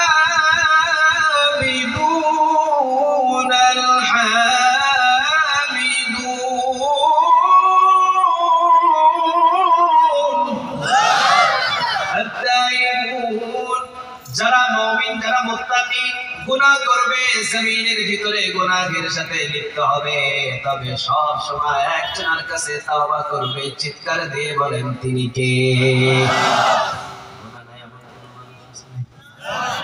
কথা বলে, আমাদের সবার গুনাহ আছে না নাই? ভুলবশতে গুনাহ হয়ে যায়, কিন্তু আল্লাহ রাব্বুল আলামিন বললেন গুনাহ কর বান্দা, কিন্তু তওবা কর। একজনের কাছে চিৎকার দিয়ে বলেন তিনি কে? কার কাছে তওবা করবেন? সবাই বলেন কার? সাইয়্যিদুল ইস্তিগফার জানেন সবাই? আল্লাহুম্মা আনতা রাব্বি লা ইলাহা ইল্লা আনতা খলাকতানি ওয়া আনা আবদুক ওয়া আনা আলা আহদিক ওয়া ওয়া'দিকা মাসতাতা'তু। সাইয়্যিদুল ইস্তিগফার, রাসূল সাল্লাল্লাহু আলাইহি ওয়াসাল্লাম বলেছেন, কেউ যদি প্রতিদিন সাইয়্যিদুল ইস্তিগফার পড়ে, আজকে দিনের বেলা যদি আপনি পড়েন, আজকে মারা গেলে আপনার জন্য জান্নাতের ওয়াজিব করে দেব। সবাই মুখস্থ করবেন তো? কথা বলেন, সবাই মুখস্থ করবেন? নাম কি? সাইয়্যিদুল, সবাই বলেন সাইয়্যিদুল ইস্তিগফার। রাসূল বললেন আজকে যদি আপনি পড়েন আর আজকে যদি মারা যান, আপনার জন্য জান্নাতটা ওয়াজিব করে দিবেন তিনি কে? তাহলে প্রথম নাম্বার আমরা ইস্তিগফারের ভিতরে এক নাম্বার পেলাম সাইয়্যিদুল ইস্তিগফার, যে প্রতিদিন পড়বে আর ওই দিনে যদি সে ইন্তেকাল করে তার জন্য জান্নাত ওয়াজিব করে দিবেন তিনি কে?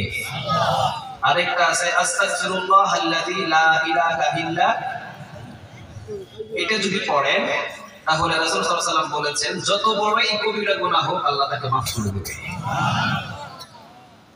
আর রাসূল বলেছেন আত-তাইবুন, অর্থাৎ যে 24 ঘন্টা তাওবার সাথে লেগে থাকবে, আল্লাহ তার হাতের দোয়া তত বেশি কবুল করে ফেলবে।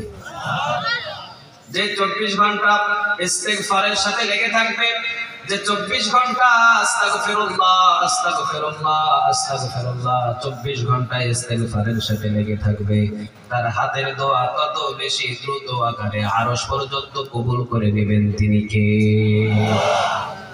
অনেকেই প্রশ্ন করেন হুজুর ওযু নাই, তাহলে কি আমি আস্তাগফিরুল্লাহ পড়তে পারবো?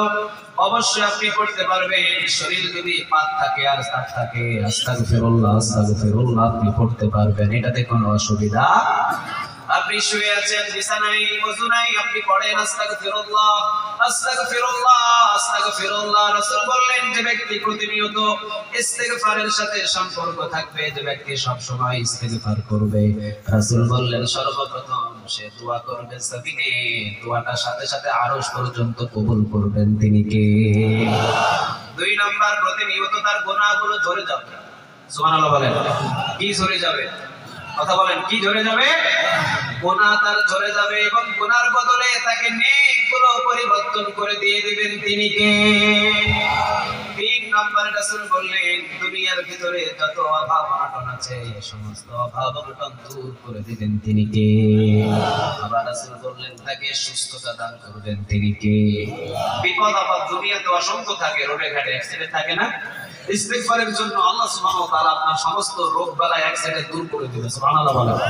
তাহলে সর্বপ্রথম যেটা, ইস্তিগফারের সাথে যারা যত বেশি লেগে থাকবে তার হাতের দোয়া তত বেশি কবুল করে দিবেন তিনি কে? আপনি সকালে পড়ছেন আস্তাগফিরুল্লাহ আস্তাগফিরুল্লাহ আস্তাগফিরুল্লাহ, গাড়িতে চড়ে পড়ছেন আস্তাগফিরুল্লাহ, আপনি হাঁটছেন পড়ছেন আস্তাগফিরুল্লাহ, আপনি চা বিক্রি করছেন আপনি নিজে নিজে পড়ছেন আস্তাগফিরুল্লাহ, আপনাকে আল্লাহ এমন একটা পাওয়ার দিয়ে দিবে, দোয়া করবেন জমিনে, দোয়া কবুল হয়ে যাবে আরশে। ইমাম আহমদ ইবনে হাম্বলের নাম শুনছেন আপনারা? কয় ইমামের একজন ইমাম? 4 ইমামের একজন ইমাম, ইমাম আহমদ ইবনে হাম্বল। উনি একজন মুহাদ্দিস ছিলেন, মুহাদ্দিসুদ দাহার ছিলেন, হাদিস সংগ্রহ করতেন। উনি একটা কিতাব লিখেছেন যেটার নামটা হলো মুসনাদে আহমদ। এই কিতাবের ভিতরে উনি 40,000 হাদিস লিখেছেন। সুবহানাল্লাহ, বাড়িতে গিয়ে বলেন কত হাজার হাদিস লিখেছে? কথা বলেন কত হাজার? 40,000 হাদিস উনি ওনার ওই কিতাবের ভিতরে লিখেছেন, মুসনাদে আহমদ। এটা মদিনা লাইব্রেরি গুলোতে পাওয়া যায়, বিশাল বড়, আমার মতো 5 জন ডাল খাইতে পারবে এত বড় কিতাব উনি লিখেছেন। হাদিস সংগ্রহ করতেন এক এলাকা থেকে আরেক এলাকায়। উনি নিজের বাড়ি থেকে প্রায় 300 থেকে 350 মাইল দূরে এসেছেন হাদিস সংগ্রহ করার জন্য। মসজিদে এসে মাগরিবের নামাজ পড়েছেন, মাগরিব পরে ওই মসজিদে এশার নামাজ পড়েছেন। পৌষ আর মাঘ মাসের শীতের রাত। শীতের রাতে কি ঘরে থাকতে ভালো লাগে নাকি বাইরে ভালো লাগে? ঘরে নাকি বাহিরে? তিনি মুসাফির, উনি ঘর পাবে কোথায়? ওনার জন্য এখন কার ঘর? সবাই বলেন কার?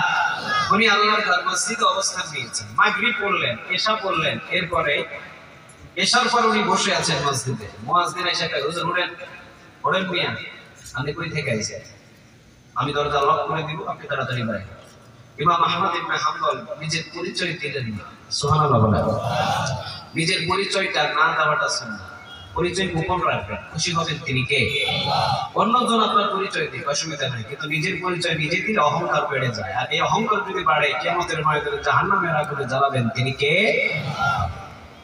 4 জন খলিফা তারা কখনো পরিচয় দিতেন না, রাসূলও পরিচয় দিতেন না। বরং রাসূল বলতেন, ইন্নী আব্দুল্লাহ, আল্লাহুম্মা ইন্নী আবদুক, ও আল্লাহ আমি আপনার গোলাম। সুবহানাল্লাহ বলেন। কি পরিচয় দেখতেন? আল্লাহুম্মা ইন্নী আবদুক, ও আল্লাহ আমি আপনার গোলাম, ওয়া ইবনু আবদিক, আমার বান্দার ঘরের গোলাম, ওয়া ইবনু আমাতিক, বান্দির ঘরের গোলাম, আমার বাবা আব্দুল্লাহ সেও আপনার গোলাম, আমার মা আমিনা সেও আপনার গোলাম, আমি গোলামের ঘরের গোলাম। সুবহানাল্লাহ বলেন। ছোট নাকি বড়? কথা বলেন, ছোট নাকি বড়? রাসূল বলেছেন, যে ছোট হয় আল্লাহ তার মাথা ধরে তাকে উঁচু করে, আর যে নিজে নিজে উঁচু হয় আল্লাহ তার পা ধরে টান দিয়ে তাকে নিচু করে। তাহলে আজ থেকে কি উঁচু হবেন না নিচু হবেন? উঁচু হবেন নাকি নিচু হবেন? নিচু হবেন, উঁচু করে দিবেন তিনি কে? উনি পরিচয় দেন নাই। আচ্ছা বলেন তো দেখি, ইমাম আহমদ ইবনে হাম্বল উনি ওই জামানার ভিতরে সবচেয়ে বড় মুহাদ্দিস, এত বড় মুহাদ্দিস। আবার ইমাম যদি এই জায়গায় আসে, আব্দুর রহমান আস-সুলাইস হুমড়ি খেয়ে পড়বে সবাই সালাম দেওয়ার জন্য, ঠিক না ঠিক? কারণ উনি কাবার ইমাম। এটা কি যেমন তেমন কথা? যেখানে দাঁড়িয়ে আমার রাসূল নামাজ পড়াইছে, যেখানে খুতবা আমার রাসূল দিয়েছে, উনি ওখানকার ইমাম। হুমড়ি খাই সবাই সালাম দিতে পড়বেন না? কথা বলেন, পড়বেন? ইমাম আহমদ ইবনে হাম্বল উনি ওই জামানার ভিতরে এত বড় একজন মুহাদ্দিস, মুহাদ্দিসুদ দাহর। ওনাকে দেখার জন্য অসংখ্য আলেম ওলামা লাইন ধরে যেত, সালাম দেওয়ার জন্য লাইন ধরতো। আর এই ইমামকে মসজিদ থেকে বাহির করে দিচ্ছে একজন মুয়াজ্জিন। কিসের জন্য জানেন? কারণ ইমাম আহমদ ইবনে হাম্বল উনি ওনার নিজের পরিচয় দেন নাই। সুবহানাল্লাহ বলেন। ইমাম আহমদ ইবনে হাম্বল যদি বলেন, এই বেটা তুই আমাকে চিনোস, আমি ইমাম আহমদ ইবনে হাম্বল, ওনারে কি তাড়াই দিতে পারে? কথা বলেন, তাড়াই দিতে পারে? মুয়াজ্জিন যে লাঠি দিয়ে দূর দিয়া খতিবার ইমাম এসে বলবে, হুজুর তাড়াতাড়ি হাতে সালাম দিন, আপনার হাতটা দেয়া দেন, চুম্বন করে দিন। আমি এক মাহফিলে যাচ্ছিলাম সাতক্ষীরাতে, আপনাদের মতোই দর্শক ছিল, এইরকম জমজমাট ময়দান ভর্তি। বাস আমাকে নিয়ে আসতেছে স্টেজে, একজন পোলা আমার খেলা মায়েরা গোতা দিয়ে হরেন মিয়া হুজুর আসতেছে। আমার ঠেলা দিয়ে কয়, হরেন মিয়া হুজুর আসতেছে। রাস্তা ক্লিয়ার করে। এবারে সবাই ধরে ধরে আমার তো উঠানো, উপরে উঠানোর পর এবার যে সামনে যে ঠেলা মারছে ও এসে কয়, হুজুর ভুল হয়ে গেছে, হুজুর সরি, ভুল হয়ে গেছে, আমি বুঝিনি। কারণ ও যে ঠেলা মারছে আমি যদি না শুনতাম কিলো 2 সেকেন্ড দিয়ে দিতাম। হুজুর আসতেছে, কিন্তু কে হুজুর সেইটাই হে জানে না। ইমাম আহমদ ইবনে হাম্বল নিজের পরিচয় দেন নাই। পরিচয় যদি দিতেন অবশ্যই মুয়াজ্জিন জায়গা দিতেন, সবই বলতেন, নিজের পরিচয় দিলেন না। উনি বললেন, ঠিক আছে বাবা, তুমি তোমার মসজিদটা লক করে দাও, আমি যাচ্ছি আমার দিকে। উনি কিতাবের বস্তাটা কাঁধের উপরে নিয়ে উনি রাস্তা দিয়ে পৌষ আর মাঘ মাসের শীতের রাতে উনি হাঁটছেন। 3-4টা রাস্তা এসে একত্রিত হয়ে একটা চৌমুহনী হয় না? ওই জায়গায় দেখবেন আমার মা বোন অথবা ভাইয়েরা ছোট ছোট রুটি বিক্রি করে, পিঠা বিক্রি করে, আছে? এখন তো ভাই যখন ঘোরাঘুরি করেন দেখেন না কত ঘাটে। ওই জায়গায় একটা সাবুন খাব্বাস, একজন যুবক ছেলে, এই যে তোমাদের মতো যুবক, একটা যুবক ছেলে ও রুটি বিক্রি করতেছে, ও রুটি বিক্রি করে। ইমাম আহমদ ইবনে হাম্বল উনি রুটি বিক্রেতার কাছে গিয়ে সালাম দিয়ে দিলেন। রুটি বিক্রেতা সালামের উত্তর সাবালিক ভাষায় দিয়ে দিলেন, স্বাবলম্বী ভাষায়, সুবহানাল্লাহ বলেন, সুন্দর ভাষায় পরিপূর্ণ। ওয়া আলাইকুমুস সালাম ওয়া রাহমাতুল্লাহি ওয়া বারাকাতুহু ওয়া মাগফিরাতুহু ওয়া হায়াতুহু, একের পর এক উত্তর দেওয়া ইমাম আহমদ ইবনে হাম্বল অবাক হয়ে গেছে, সুবহানাল্লাহ বলেন। এবার চিন্তা করলেন এটা তো সাধারণ যুবক না, দেখি এর কাছে থাকা যায় কিনা কিছুক্ষণ। ওর তো চুলা, শীতের সময় যদি চুলার পাশে বসেন কেমন লাগে? ভালো লাগে? ওর তো চুলা জ্বালানো, ও তো রুটি বানায়, তো ওর পাশে যদি আমি একটু বসি তাহলে আমিও একটু গরম তাপ পেলাম, আমার রাতটা কেটে গেল। ইমাম আহমদ ইবনে হাম্বল ওনাকে বললেন, বাবা আমি কি তোমার এই চুলার পাশে অল্প সময় বসতে পারি? আহলান ওয়া সাহলান, খুশ আমদেন, নো প্রবলেম, কোনো প্রয়োজন নাই আপনি আপনাকে জিজ্ঞাসা করা আমাকে, আপনি বসেন। আহলান ওয়া সাহলান, স্বাগতম আপনাকে, বসেন, আপনি কতক্ষণ থাকবেন? থাকেন। ইমাম আহমদ ইবনে হাম্বল উনি কিতাবের বোঝাটা নামিয়ে ওখানে একটু বিছানার ব্যবস্থা করে উনি ওখানে ডালান দিয়ে বসে উনি কিতাবের দিকে তাকায়। লম্বা সময় পর্যন্ত যুবকের দিকে লক্ষ্য করে ইমাম আহমদ ইবনে হাম্বল তাকিয়ে দেখে যুবক যখন খামিরটা হাতের ভিতরে নেয় তখন পড়ে আস্তাগফিরুল্লাহ। কি পড়ে? কথা বলেন, কি পড়ে? আস্তাগফিরুল্লাহ। খামিরটা যখন বেলে তখন পড়ে আস্তাগফিরুল্লাহ। যখন এইভাবে করে মা বোনেরা ভালো পাবে, তখন পড়ে আস্তাগফিরুল্লাহ। রুটিটা যখন তাপার উপরে দেয় তখন পড়ে আস্তাগফিরুল্লাহ। তাপা থেকে যখন রুটি উল্টায়া দেয় তখন পড়ে আস্তাগফিরুল্লাহ। তাপা থেকে যখন রুটি নামায় তখন পড়ে আস্তাগফিরুল্লাহ। রুটি বিক্রি করতে কি পড়ে? টাকা নিতে কি পড়ে? টাকা রাখতে কি পড়ে? আস্তাগফিরুল্লাহ। ইমাম আহমদ ইবনে হাম্বল তিনি অবাক হয়ে লং টাইম পর্যন্ত দেখে ইমাম আহমদ ইবনে হাম্বল বললেন, বাবা আমি তোমাকে একটা কথা জিজ্ঞেস করতে চাই। কি কথা হুজুর বলেন? আমি লম্বা সময় পর্যন্ত দেখতেছি তুমি সব কাজের শুরুতে কাজ, কিন্তু তোমার জবান দিয়ে একটা শব্দ বাহির হয় আস্তাগফিরুল্লাহ। কি বাহির হয় বলেন? সবাই একটু জোরে মুখস্থ করেন, কি বাহির হয়? আবার বলেন, মুখস্থ করতে হবে, আবার বলেন আস্তাগফিরুল্লাহ। এটা বাহির হয়। তুমি সব কাজের শুরুতেই দিচ্ছি আস্তাগফিরুল্লাহ পড়ো। তো উনি মুস্কি হাসি দিয়ে বলছেন, হুজুর আল্লাহ রাব্বুল আলামিন আমি এই ইস্তেগফারের সাথে লেগে থাকার কারণে 24 ঘন্টা আল্লাহ আমাকে মুস্তাজাবু দাওয়া বানিয়ে দিয়েছে। মুস্তাজাবু দাওয়া মানে বুঝেন? যারা দোয়া করে জমিনে ওদের দোয়াটা আরশের সাথে সাথে ধাক্কা লেগে যায়। মুস্তাজাবু দাওয়া সাহাবীগুলো ওরা মদিনার ভিতরে দোয়া করেছে, আল্লাহ মদিনায় বৃষ্টি দাও। ওরা হাত নামানোর আগে বৃষ্টি পড়া শুরু হয়ে গেছে। টানা বৃষ্টি, সকালে বৃষ্টি, বিকালে বৃষ্টি, টানা বৃষ্টি। আবার যখন ওরা হাত তুলে আল্লাহ আর বৃষ্টির দরকার নাই, অন্তত বৃষ্টি বন্ধ করে দেওয়া। কিছুক্ষণ পর বৃষ্টি বন্ধ হয়েছে। এরা হলো মুস্তাজাবু দাওয়া, দোয়া কবুল হয় এদের হাতে। এই রুটি বিক্রেতা এই ছেলেটা বলছে, আল্লাহ সুবহানাহু ওয়া তাআলা আমাকে মুস্তাজাবু দাওয়া বানিয়ে দিয়েছে। ইমাম আহমদ ইবনে হাম্বল বললেন, সর্বনাশ, তুমি মুস্তাজাবু দাওয়া? ভাই হ্যাঁ, আমি মুস্তাজাবু দাওয়া। বিশ্বাস হয় না? ইমাম আহমদ ইবনে হাম্বল কয় না, আমার বিশ্বাস হয় না। বিশ্বাস হয় না? কয় না, আমি নিজে প্রমাণ। এ পর্যন্ত যা আল্লাহর কাছে চেয়েছি সব আল্লাহ কবুল করে ফেলেছে। আমি নিজে প্রমাণ। আল্লাহকে বলেছে আল্লাহ এটা দেন, আল্লাহ দিয়ে দিয়েছে। আল্লাহ এটা করে দেন, আল্লাহ করে দিয়েছে। আমি নিজে প্রমাণ, সব দোয়া কবুল, একটাও বাদ যায় না। যা চাইছি সব কবুল করছে, খালি একটা ছাড়া। কয়টা? কথা বলে, কয়টা?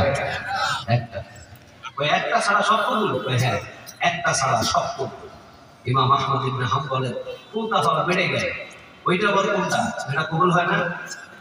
যুবক কইতেছে, তারপরে বইটা লাভ কি? বলো না বাবা, ওইটা কোনটা যেটা কবুল হয় না? যুবক বললেন, আপনি বুঝে নেন, যতদিন পর্যন্ত রুটি বিক্রি করেছি ততদিন পর্যন্ত ইস্তেগফারের সাথে আমার সম্পর্ক ছিল। আমি পড়েছি আস্তাগফিরুল্লাহ আস্তাগফিরুল্লাহ আস্তাগফিরুল্লাহ আস্তাগফিরুল্লাহর সাথে সম্পর্ক করেছি। আস্তাগফিরুল্লাহর সাথে সম্পর্ক করার কারণে মুস্তাজাব দাওয়া বানিয়ে দিয়েছেন তিনি কে? মুস্তাজাব দাওয়া। সব দোয়া কবুল হয়েছে একটা ছাড়া। জোরে বলেন কয়টা? আরো জোরে বলেন কয়টা? একটা কবুল হয় নাই। সব দোয়া কবুল হয়েছে, একটা দোয়া শুধুমাত্র কবুল হয় নাই। ইমাম আহমদ ইবনে হাম্বল বললেন, বাবা ওই দোয়াটা আবার কোনটা যেটা তোমার কবুল হয় না? যুবকটা বলে, হুজুর সব দোয়াই কবুল হয়েছে, তবে একটা কবুল হয় নাই। সেইটা হলো এই জামানার ভিতরে অনেক বড় একটা মুহাদ্দিস আছে, নামটা হলো ইমাম আহমদ ইবনে হাম্বল। অনেক বড় একজন মুহাদ্দিস আছে, আপনি নাম শুনছেন? ওনার নাম হলো ইমাম আহমদ ইবনে হাম্বল। উনি হলেন মুহাদ্দিসুদ দাহর। উনি হেঁটে হেঁটে হাদিস সংগ্রহ করে। আমি আল্লাহরে বহুবার বলছি, আল্লাহ কোন একদিন তুমি আমারে ওই ইমাম আহমদ ইবনে হাম্বলের সাথে বাড়িতে, ওনার বাড়িতে হোক আর যেখানেই হোক, অন্তত 2 মিনিটের জন্য সাক্ষাতের একটা ব্যবস্থা করে দিও। বেশি লাগবে না, 2 মিনিটের জন্য একটা সাক্ষাতের তুমি ব্যবস্থা করে দিও। আল্লাহ তোমার কাছে এইটাই চায়, আর কিছু চাই না। এত বড় একজন মুহাদ্দিস, একজন মুহাদ্দিসুদ দাহর, উনি হাদিস সংগ্রহ করে জামানাতে হেঁটে হেঁটে। আল্লাহ সবাই তো ওনার দেখা পায়, সবাই তো গিয়ে গিয়ে ওনার সাথে দেখা করে আসে। তুমি আমার একদিন লইয়া যাও, একদিন ওনার বাড়িতে লইয়া যাও, না হয় কোনো ময়দানে যদি উনি আসে, ওনার কাছে গিয়ে আমাকে 2 মিনিটের জন্য একটু সামনে থেকে ওই মুহাদ্দিসকে দেখার জন্য একটা সুযোগ করে দিও। এতবার বলেছি আল্লাহকে, এইটাই শুধু কবুল হয়, বাকি সব কবুল হয়ে যাবে। ইমাম আহমদ ইবনে হাম্বল উনি বসে বসে তিনি ওখানে টুকরে টুকরে কাঁদছেন। যুবক বলছে, হুজুর আপনি কাঁদেন কেন? আমার কথা শুনে, আপনিও কি ইমাম আহমদ ইবনে হাম্বলের পাগল?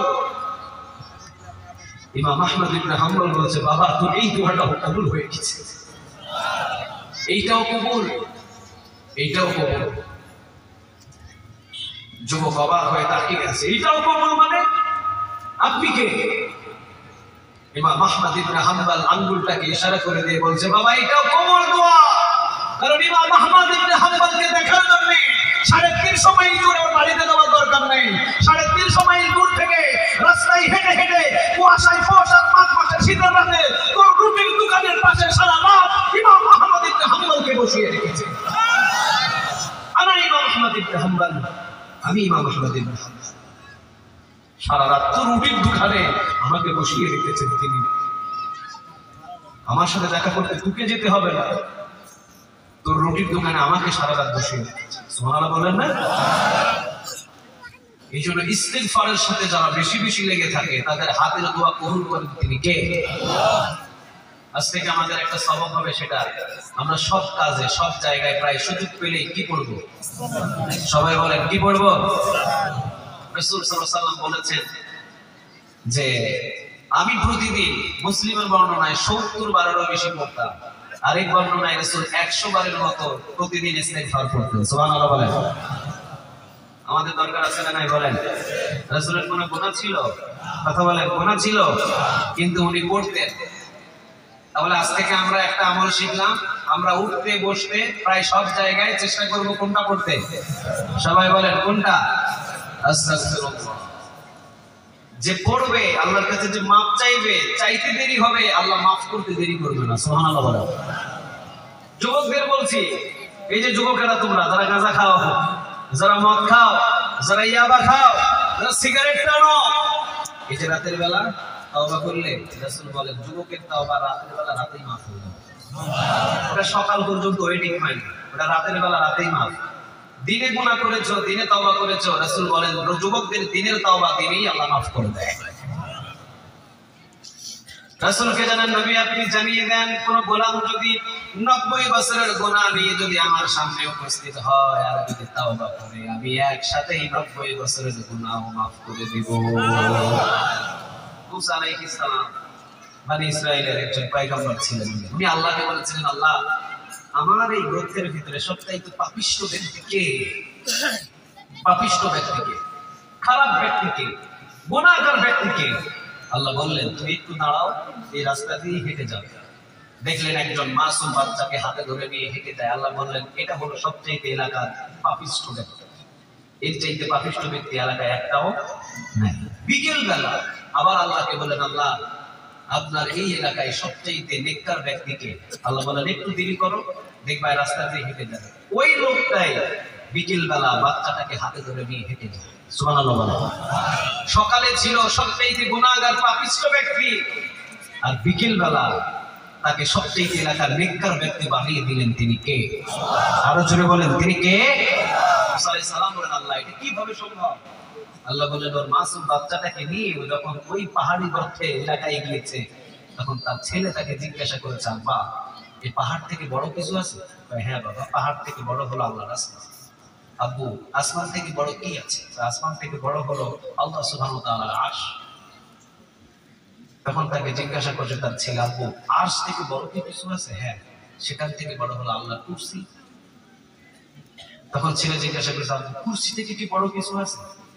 লোকটা কেঁদে দিয়ে বলেছে বাবা আসমান থেকে, জমিন থেকে, কুরসি থেকে, আরশ থেকে সব থেকে বড় হলো আমার আল্লাহর দয়া এবং মায়া। আল্লাহর দয়া মায়া যদি না থাকতো তাহলে আমার মতো পাপিষ্ঠ বান্দা এই দুনিয়াতে এত সুন্দরভাবে জীবনযাপন করতে পারত না। সাথে সাথে সে মনে রেখে চোখের পানি ফেলে সেজদায় পড়ে আমার কাছে মাপ চেয়েছে। এলাকার সবচেয়ে খারাপ ব্যক্তি ছিল সকালে, আমি ওকে এলাকার সবচেয়ে ভালো ব্যক্তি বানিয়ে দিয়েছি। ও এখন এমন নিষ্পাপ যে মায়ের গর্ভ থেকে একজন সন্তান যেভাবে নিষ্পাপ হয়ে আসে, আমি তাকে সব গুনাহ মাফ করে দিয়ে নিষ্পাপ একটা শিশুতে রূপান্তরিত করে দিয়েছি। ওমর রাদিয়াল্লাহু তাআলা নাম শুনছেন আপনারা? কি ছিলেন তিনি? কয় নাম্বার খলিফা ছিলেন? ওনার একটা অভ্যাস ছিল, হাতের ভিতরে একটা চাবুক নিয়ে উনি রাতে রাতে মানুষের দাঁড়ে দাঁড়ে ঘুরতেন। সুবহানাল্লাহ বলেন। উনি দেখতেন যে কে কোন সুবিধায় আছে, কে কোন অসুবিধায় আছে, উনি খবর নিতেন। 3টা আমল উনি রাতের বেলা করতেন, এরপরে তিনি ঘুমের বিছানায় যাইতেন। সুবহানাল্লাহ বলবেন না? উনি দিনের বেলায় হাতের ভিতরে চামড়ার চাবুক নিয়ে উনি খেজুর বাগান দিয়ে হাঁটতেই আপনাদের মতো একটা যুবকের সাথে ওনার দেখা। কত দ্রুত ভাবে যুবকের তাওবাটা কবুল হয়ে যায়, আপনি অবাক হয়ে যান। ওমর রাদিয়াল্লাহু তাআলা আনহু যুবকের সাথে দেখা হতেই পিছন থেকে সালাম দিয়ে দিলেন। যুবক সালাম দিলেন, দেখে ওমরে দেখে যুবকের শরীর দিয়ে ঘাম ছোটা শুরু হয়েছে। ওমর রাদিয়াল্লাহু তাআলা আনহু বলছেন কি খাও তুমি তোমার গ্লাসে? যুবকের হাতের ভিতরে একটা গ্লাস ছিল। কি ছিল? কথা বলেন, কি ছিল? এরকম একটা গ্লাস ছিল। ওমর বললেন তোর গ্লাসের ভিতরে কি? যুবকটা বলছে যে ওমর আমি আমার গ্লাসের ভিতরে করে আমি এই বাগানে মধু পান করতেছিলাম, কিন্তু খাইতেছে মদ।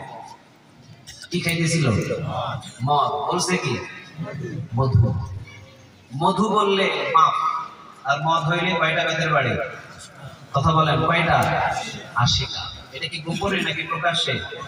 আর ওমরের হাতে যদি পড়ে ওর কি বাঁচার উপায় আছে? কথা বলেন উপায় আছে? নাই, উপায় নেই। ওমরের ছেলে আব্দুর রহমান, আবু শাহামা, ওমরের ছেলে নাবিস খেয়েছিল। নাবিস, মদও খাই নাই, নাবিস খেয়েছিল সাধারণ। এই নাবিস খাওয়ার কারণে ওমর নিজের 80টা বেতের বাড়ি মেরেছিলেন। ঢাকা স্পটে নিজের সন্তান ইন্তেকাল করেছে, মারা গিয়েছে। কোনো বর্ণনা এসেছে 1 মাস পরে আঘাতে মারা গেছে। নিজের ছেলেকে বিন্দু পরিমাণ উনি ছাড় দেন নাই। নিজের ছেলেরা যদি ছাড় না দেয় অন্যের পোলারে ছাড় দেবে? কথা বলেন ছাড় দেবে? ও জানে যেটা ওমর, ওর হাতের ভিতরে চাবুক। যদি এটা জানে যে আমি মদ পান করতেছি, সাথে সাথে ওমর আমাকে গলার চেপে ধরে মসজিদের পিলারের সাথে বেঁধে ফেলবে। এরপরে নামাজ শেষ করে সবার সামনে আমাকে 80টা বেতের বাড়ি দেবে। আর ওমরের হাতের বেতের বাড়ি সহ্য করার মতো আমার শরীরে সেই শক্তি নাই। ও মিথ্যা কথা বলে ফেলেছে ওমর, আমার হাতের ভিতরে মদের গ্লাস না, তুমি কি সন্দেহ করতেছো? আমার হাতের ভিতরে মধুর গ্লাস। ওমর রাদিয়াল্লাহু তাআলা আনহু তিনি বলেন যদি মধুর গ্লাস হয় তাহলে তুমি গ্লাসটা আমার হাতে দাও, কারণ মধু পান করতে আমি বড় ভালোবাসি। রাসূল নিজেও মধু পান করতেন। সুবহানাল্লাহ। মধু হালাল না হারাম? কথা বলেন, হালাল না হারাম? হারাম জিনিস থেকে বাঁচবেন, হালাল জিনিস খাবেন, গায়বে ইলম দান করবেন তিনি কে? হালাল জিনিস খাবেন, হালাল হালাল উপার্জনের টাকা দিয়ে খাবেন, দেখবেন মেধা শক্তি ভালো থাকবে। আর হারাম জিনিস খাইবেন, দিন দিন পাগল হবেন। কি হবেন? পাগল হবেন। হালাল গুলো খাইবেন। যুবক ওমর রাদিয়াল্লাহু তাআলা আনহু হাতের ভিতরে গ্লাস দিতে বড় ভয় করে। ওমর রাদিয়াল্লাহু তাআলা আনহু বলেন, যদি মধুর গ্লাস হয় তাহলে আমার হাতে দে, এখান থেকে এক চিমটি মধু আমি ওমর পান করব। সুবহানাল্লাহ বলেন। ওমর তো নাসরুল্লাহ, ওর জ্ঞান কম না বেশি? সবাই বলেন, কম না বেশি? বেশি। রাসূল সাল্লাল্লাহু আলাইহি ওয়াসাল্লাম স্বপ্ন দেখতেন। রাসূল একদিন মসজিদে নববীতে স্বপ্ন দেখেছেন। স্বপ্ন দেখে মসজিদে নববীতে ফজর নামাজের পর রাসূল বলছেন, আজকে আমি কি স্বপ্ন দেখেছি জানো? সাহাবীরা বলছেন, ইয়া রাসূলুল্লাহ, কি খোয়াব দেখেছেন, কি স্বপ্ন দেখেছেন? কয়, আমি স্বপ্ন দেখেছি আমি আমার এই আঙ্গুল থেকে দুধ বাহির হচ্ছিল, আমি দুধ চুষে চুষে খাচ্ছিলাম, খাওয়ার পর আঙ্গুল টান দিলাম, দেখলাম একটু দুধ আমার আঙ্গুলে লেগে আছে, এই আঙ্গুলটা আমি ওমরের মুখে লাগিয়ে দিলাম। সবাই বললেন, নবী এই স্বপ্নের ব্যাখ্যা কি? রাসূল সাল্লাল্লাহু আলাইহি ওয়াসাল্লাম বললেন, এই স্বপ্নের ব্যাখ্যা হলো, আমি এটা হলাম ইলমের শহর। আল্লাহ রাব্বুল আলামিন আমাকে জ্ঞান দিয়েছেন, ইলম দিয়েছেন, এরপরে ওমরের স্থান আল্লাহ দিয়ে দিয়েছে। সুবহানাল্লাহ। ওর বুদ্ধি বেশি, রাষ্ট্র পরিচালনা করার মতো কঠিন ছিল বুদ্ধিও না।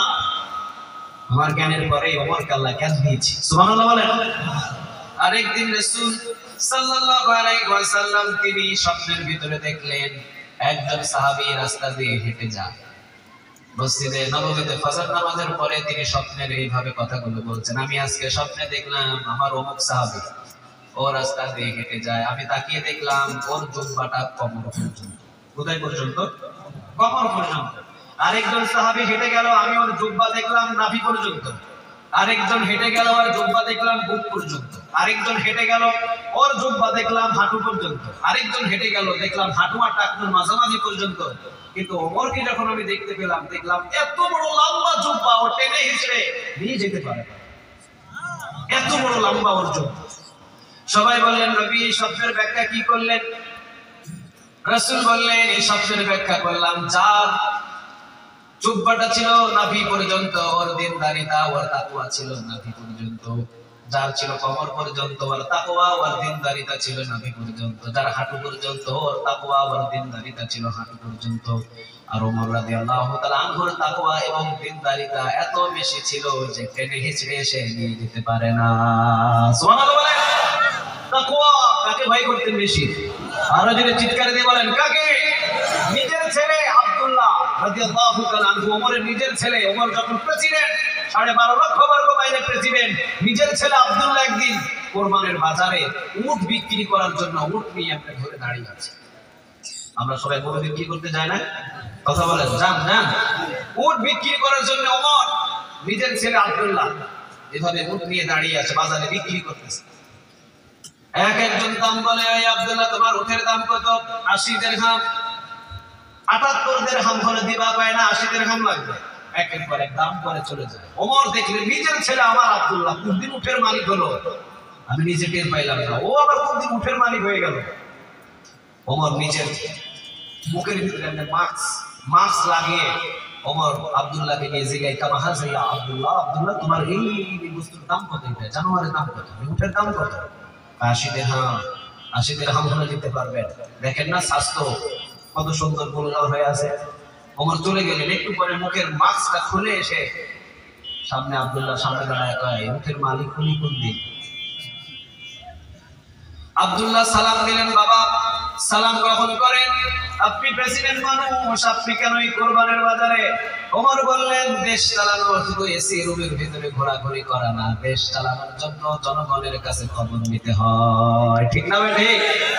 ওমর বলেছেন, মাজলুমের চোখের পানি পড়ার পরে যদি মাজলুমের কাছে ক্রেতা যদি উপস্থিত না হতে পারে, ওই মাজলুমের চোখের পানির হিসাবটাও কিয়ামতের ময়দানে ওই নেতার কাছ থেকে নেবেন তিনি কে? কি কথা বলেছেন তিনি? আমি শুধু রাষ্ট্র পরিচালনা করতে ঘরে বসে থাকবো? আরে না বেটা, কোরবানের বাজারে কি হচ্ছে? কোনো দুর্নীতি হচ্ছে নাকি? এটা দেখার নামও এটা রাষ্ট্র পরিচালনা করার একটা কাজ। চিৎকার দিয়ে বলেন ঠিক কিনা? আমি এসেছি, আচ্ছা তোর ক্ষতি কি? বল তোর এই উটের মালিককে। আব্দুল্লাহ বলেন আমি নিজে উটের মালিক। ভাই তুই কোন দিন উটের মালিক হলি? কিভাবে মালিক হলি তুই? আব্দুল্লাহ বলছেন আব্বা আমি আমার মায়ের কাছ থেকে 30 দিরহামের মতো ধার নিয়েছি। আমার কাছে দিল 20-30 দিরহাম, 60 দিরহাম দিয়ে শুকনা একটা উট কিনেছিলাম। 3 মাস আপনি যেখানে রাষ্ট্র পরিচালনা করেন এই মসজিদে নববীর পিছনে যে জমিনগুলো আছে এই জমিনগুলো থেকে সবুজ সবুজ ঘাসগুলো কেটে আমি একে মরুভূমিতে খাইয়েছি। 3 মাস খাওয়ানোর পর এটা এখন একটু স্বাস্থ্য হয়েছে। এখন 20 দিরহাম লাভ, 80 দিরহাম দিয়ে বিক্রি করতে পারবে। ওমর রাদিয়াল্লাহু তাআলা আনহু তিনি বললেন বাবা 60 দিরহাম দিয়ে উট কিনেছো ভালো কথা, মরুভূমির জমিনে এইটা বেঁধেছো ভালো কথা, কিন্তু মসজিদে নববীর পিছনে যে সবুজ সবুজ ঘাসগুলো খাইয়েছো ওই জমিনগুলো তো মদিনার জনগণের জমিন। ওই জমিন তো তোমারও নয়, ওই জমিন তো আমারও নয়। ওই জমিনটা তো মদিনার জনগণের জমিন। মদিনার জনগণের জমিনের ঘাস খাইয়ে নিজের মনটাকে মোটা এবং তাজা করে বাজারে বিক্রি করে 20 দিরহাম লাভবান হবে না? 60 দিরহাম দিয়ে কিনেছো, 60 দিরহাম শুধুমাত্র নিজের পকেটে রেখে দিতে পারবা। বাকি যত লাভ হবে মদিনার জনগণের সমস্ত ঘাস খাইয়ে যেহেতু মনটাকে মোটা তাজা করেছো, লাভের অংশটুকু মদিনার রাষ্ট্রীয় খাজানায় জমা দিয়ে দিও। 1 টাকা নিতে পারবা, অধিকার নাই তোমার। সুবহানাল্লাহ বলবেন না? তাকওয়া বেশি না কম? সবাই বলেন বেশি না কম? বেশি। তাকওয়া বেশি। ওমর রাদিয়াল্লাহু তাআলা আনহু রাষ্ট্রীয়ভাবে এক বোতল তিনি পেয়েছিলেন হলো মধু। ভাগে পেয়েছিলেন কয় বোতল? কথা বলেন কয় বোতল? 1 বোতল করে। এই 1 বোতল মধুর ভিতরে ভাগ ছিল 6 জন। ওমর রাদিয়াল্লাহু তাআলা আনহু নিজের বিবিকে ভাগ করতে দেয় না, কয় না তোমারে দিলে তুমি যেহেতু প্রেসিডেন্টের বিবি তো তুমি হয়তো বেশি নিতে পারো, তোমারে দেওয়া যাবে। পাশের বাড়ির আরেকজনকে দিয়ে ভাগ করাইছে, উনি নিজে ভাগ করে নাই। সুবহানাল্লাহ বলেন। বেশি নিতে পারো, ভাগ হবে না। নিজের ছেলে মাপ দেন নাই। নিজের বিবি ওনার সামনে আসতেন, উনি ছাপ করে কথা বলতেন। রাষ্ট্রীয়ভাবে একটা সম্পদ নিজের বিবির হাতেও কখনো দেন নাই। সুবহানাল্লাহ বলেন। হযরত আলী রাদিয়াল্লাহু তাআলা আনহু একদিন এসেছিলেন। কি ছিল তার তাকওয়া? হযরত আলী রাদিয়াল্লাহু তাআলা আনহু একদিন এসেছেন রাতের বেলা। কোন সময়? কথা বলেন কোন সময়? রাতের বেলা। ওমর রাদিয়াল্লাহু তাআলা আনহুর পাশে এসে বসে বলছেন ওমর আপনার সাথে আমার ব্যক্তিগত ফ্যামিলি কিছু পরামর্শ করতে চায়। ওমর ফু দিয়ে চারাক বাতি নিভিয়ে দিলেন। কি নিভিয়ে দিলেন? চারাক বাতি নিভিয়ে দিলেন। সাথে সাথে ওমর রাদিয়াল্লাহু তাআলা আনহুকে আলী রাদিয়াল্লাহু তাআলা আনহু প্রশ্ন করলেন ওমর আপনি ফু দিয়ে চারাক বাতিটাকে নিভিয়ে দিলেন কেন? ওমর রাদিয়াল্লাহু তাআলা আনহু বললেন আলী রাষ্ট্রীয় কাজ করার জন্য রাষ্ট্রীয় তেলগুলো দিয়ে আমি চারাক বাতি জ্বালিয়েছি। তোমার ব্যক্তিগত কথা শোনার জন্য যদি রাষ্ট্রীয় জনগণের তেল আমি জ্বালাই কিয়ামতের দিন আমার কাছ থেকে হিসাব নেবেন তিনি কে? কি তাকওয়া! সুবহানাল্লাহ বলবেন না? সেই ওমর হাতের ভিতরে ছিলেন গ্লাস। যুবকের কাছ থেকে গ্লাসটা নিয়ে টান দিয়ে বললেন তোর মধু থেকে যদি আমি 1 সিমটি মধু খাই তোর কোনো আপত্তি থাকবে? কয় না কোনো আপত্তি থাকবে না, আপনি খাইতে পারেন।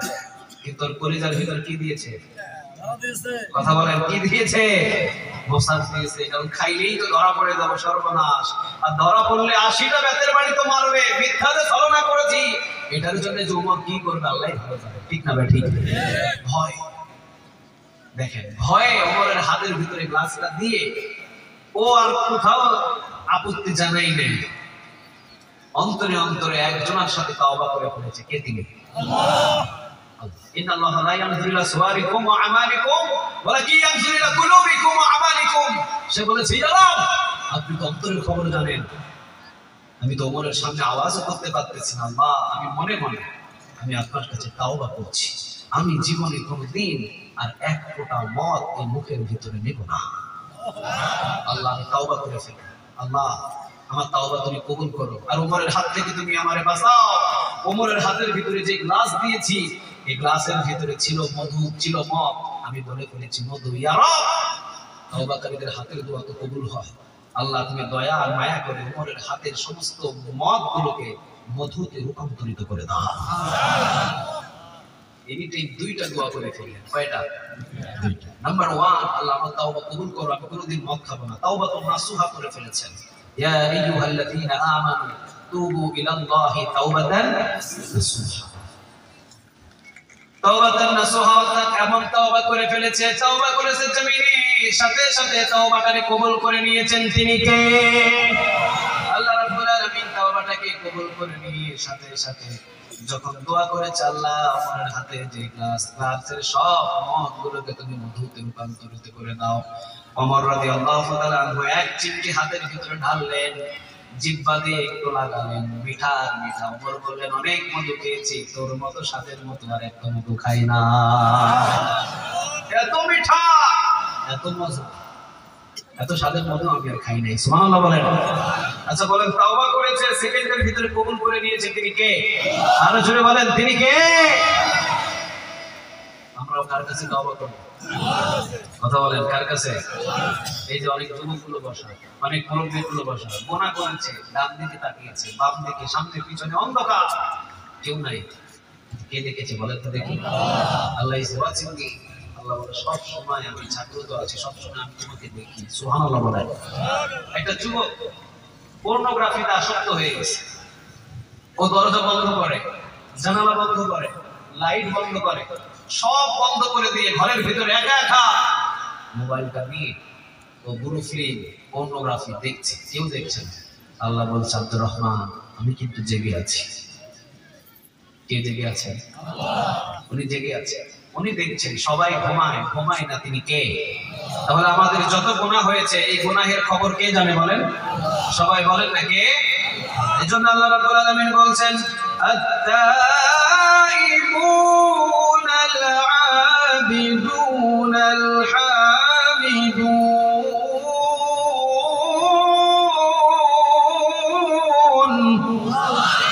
আত-তাইবুন যারা মুমিন, যারা মুত্তাকি, যখনই গুনাহ করবে, গুনাহ করার সাথে সাথে পৃথিবীর কারো কাছে মাফ চাইবে না, একজনের কাছে মাফ চাইবেন, তিনি কে? আল্লাহ বলে, আইসো কোনদিন আমার কাছে, 1000 বছরের গুনাহ লয়ে আইসো, আমি আল্লাহ মাফ করে দেব। খালের সমপরিমাণ গুনাহ নিয়ে আমার সামনে আসবি, সাগর পরিমাণ দয়া মায়া নিয়ে আমাদের সামনে হাজির হয়ে যাবেন, তিনি কে? রাসূল বলেন, সাগর পরিমাণ গুনাহ নিয়ে যদি আল্লাহ রাব্বুল আলামিনের সামনে আপনি উপস্থিত হয়ে যান, আল্লাহ বলে, আসমান সমপরিমাণ দয়া মায়া নিয়ে তোর সামনে হাজির হয়ে আমি মাফ করে দেব। তোর গুনাহ যদি আসমান পর্যন্ত ঠেকে যায়, আমি আরশ সমপরিমাণ দয়া মায়া নিয়ে তোর সামনে হাজির হয়ে ধুয়ে মুছে সব গুনাহ আমি মাফ করে দিব। তবে কার কাছে চাইতে হবে? সবাই বলেন, কার? তাহলে আমরা সবাই গুনাহগার। সবাই কি? সবাই বলেন, সবাই কি? কার কাছে মাফ চাইবো? তাহলে মুমিনদের প্রথম নাম্বার কোয়ালিটি গুনাহ হবে, কিন্তু মাফ চাইবে একজনের কাছে, তিনি কে? দ্বিতীয় নাম্বার কোয়ালিটি হলো আল আবিদুনা, মুমিনরা ইবাদত করে কার? আরো জোরে বলেন, কার? মাথা নত, কোন বাবার দরবারে নয়, কোন মাজারে নয়, মাথা নত হবে একজনের কাছে। চিৎকার দিয়ে বলেন, তিনি কে?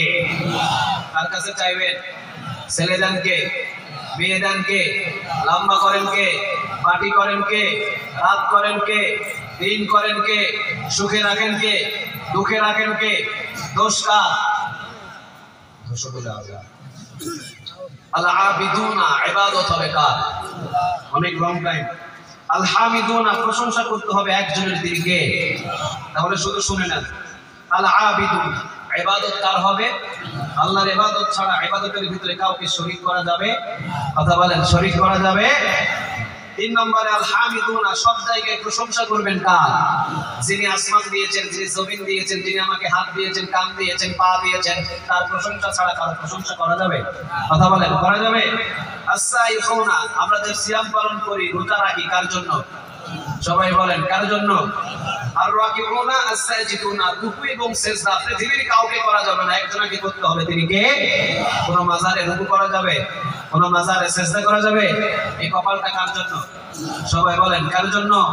প্রতি 5 ওয়াক্ত নামাজে যতটা সিজদা দিই আমরা সাইন করে বুঝিয়ে দিই, আল্লাহ এই যে সাইন করে দিলাম, সেজদা দিয়ে আপনাকে, যত সেজদা তত সাক্ষ্য। সুবহানাল্লাহ বলেন।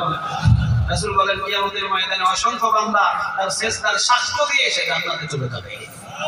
কত জায়গায় সেজদা দিয়েছেন, সমস্ত জায়গাগুলো আল্লাহ আপনার পক্ষে সাক্ষ্য হয়ে দাঁড়িয়ে যাবে। সুবহানাল্লাহ বলবেন না? আল্লাহর রাকিউনা সাজিদুনা, রুকু সেজদা দিতে হবে একজনকে, তিনি কে? আল আমিরুনা বিল মারুফ, সৎ কাজের আদেশ। যেমন ফখরুল আলম আকুন্দ ভাই সৎ কাজের আদেশ দিচ্ছেন, গান বাজনা বাজানো যাবে না। এর সাথে আপনারা সবাই একমত আছেন না নাই? সবাই বলেন আছেন না নাই? এই সৎ কাজের আদেশ দিতে হবে, এটা মুমিনদের দায়িত্ব। এরপরে ওয়ান্নাহুনা আনিল মুনকার, অসৎ কাজে নিষেধ করা। গান বাজনা হবে, আগুন জ্বালিয়ে দেন। গাজার আসর হবে, ওকে শাস্তি দেন। বিয়ে নাচাবে, ওকে শাস্তি দেন। জোয়ার আসর হবে, ওকে শাস্তি দেন। এইটাই হলো দায়িত্ব কোরআনের। কারণ সৎ কাজের আদেশ দিবে মুমিনরা, আবার অসৎ কাজে বাধা সৃষ্টি করবে। চিৎকার দিয়ে বলেন ঠিক কিনা? আমরা মুমিন যদি দাবি করি সৎ কাজে কি দিব? সবাই বলেন কি দিব? অসৎ কাজে কি দিব? বাধা দিব। অসৎ কাজে কি দিব? বাধা দিব। ওয়ান্নাহুনা আনিল মুনকার ওয়াল হাফিজুনা লিহুদুদিল্লাহ, আল্লাহর কিছু স্পেশালি বর্ডার আছে। কি আছে? বর্ডার আছে। আপনাদের বাংলাদেশের বর্ডার নেই? পাশে কি border? India border. India border পার হলে কি দিবে? কি করবে? ক্রস ফায়ার করবে অথবা অ্যারেস্ট করে ফেলবে। আল্লাহ বলছেন আমার কিছু বর্ডার আছে, ঘুষ খাইতে পারবি না, সুদ খাইতে পারবি না, জুয়া খেলতে পারবি না, জিনা করতে পারবি না। এগুলো কার বর্ডার? আরো জোরে বলেন কার? আমার ভাই একজন বলেছেন এই সমাজে নাকি সুদ বেড়ে গেছে, সুদ বেড়ে গেছে। রাসূল বলেছেন সুদের গুনাহ অসংখ্য, তার ভিতরে সবচাইতে সুদ খাওয়ার ছোট্ট যে গুনাহটা, সেটা হলো নিজের মায়ের সাথে জিনা করা। পারবেন নিজের মায়ের সাথে জিনা করতে? এই সুদের টাকা খান কেন? নিজের মায়ের সাথে জিনা করলে যে গুনাহ হয়, 1 টাকা সুদ খাইলে সেই গুনাহ আপনার আমলনামায় জমা করে দেয় তিনি কে? সুদ থেকে দূরে থাকেন, ঘুষ থেকে দূরে থাকেন। আল্লাহ আমাদের এই কয়েকটি মুমিনদের কোয়ালিটি নিয়ে জীবন যাপন গঠন করার তৌফিক দান করুক, আমরা বলি আমিন। ওয়াল হাফিজুনা লিহুদুদিল্লাহ, আল্লাহর বর্ডার কখনো আমরা অতিক্রম করব। ওয়া বাশশিরিল মুমিনিন, মুমিনদেরকে সুসংবাদ শুনিয়ে দাও। কিসের সুসংবাদ?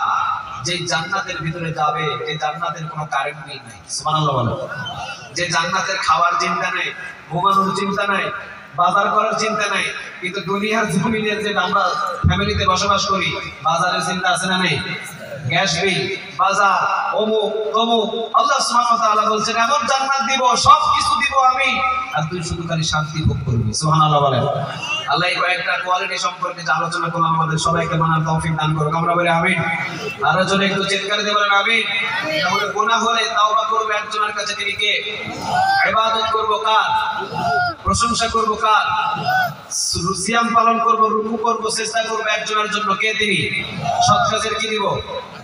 অসৎ কাজে কি দিব?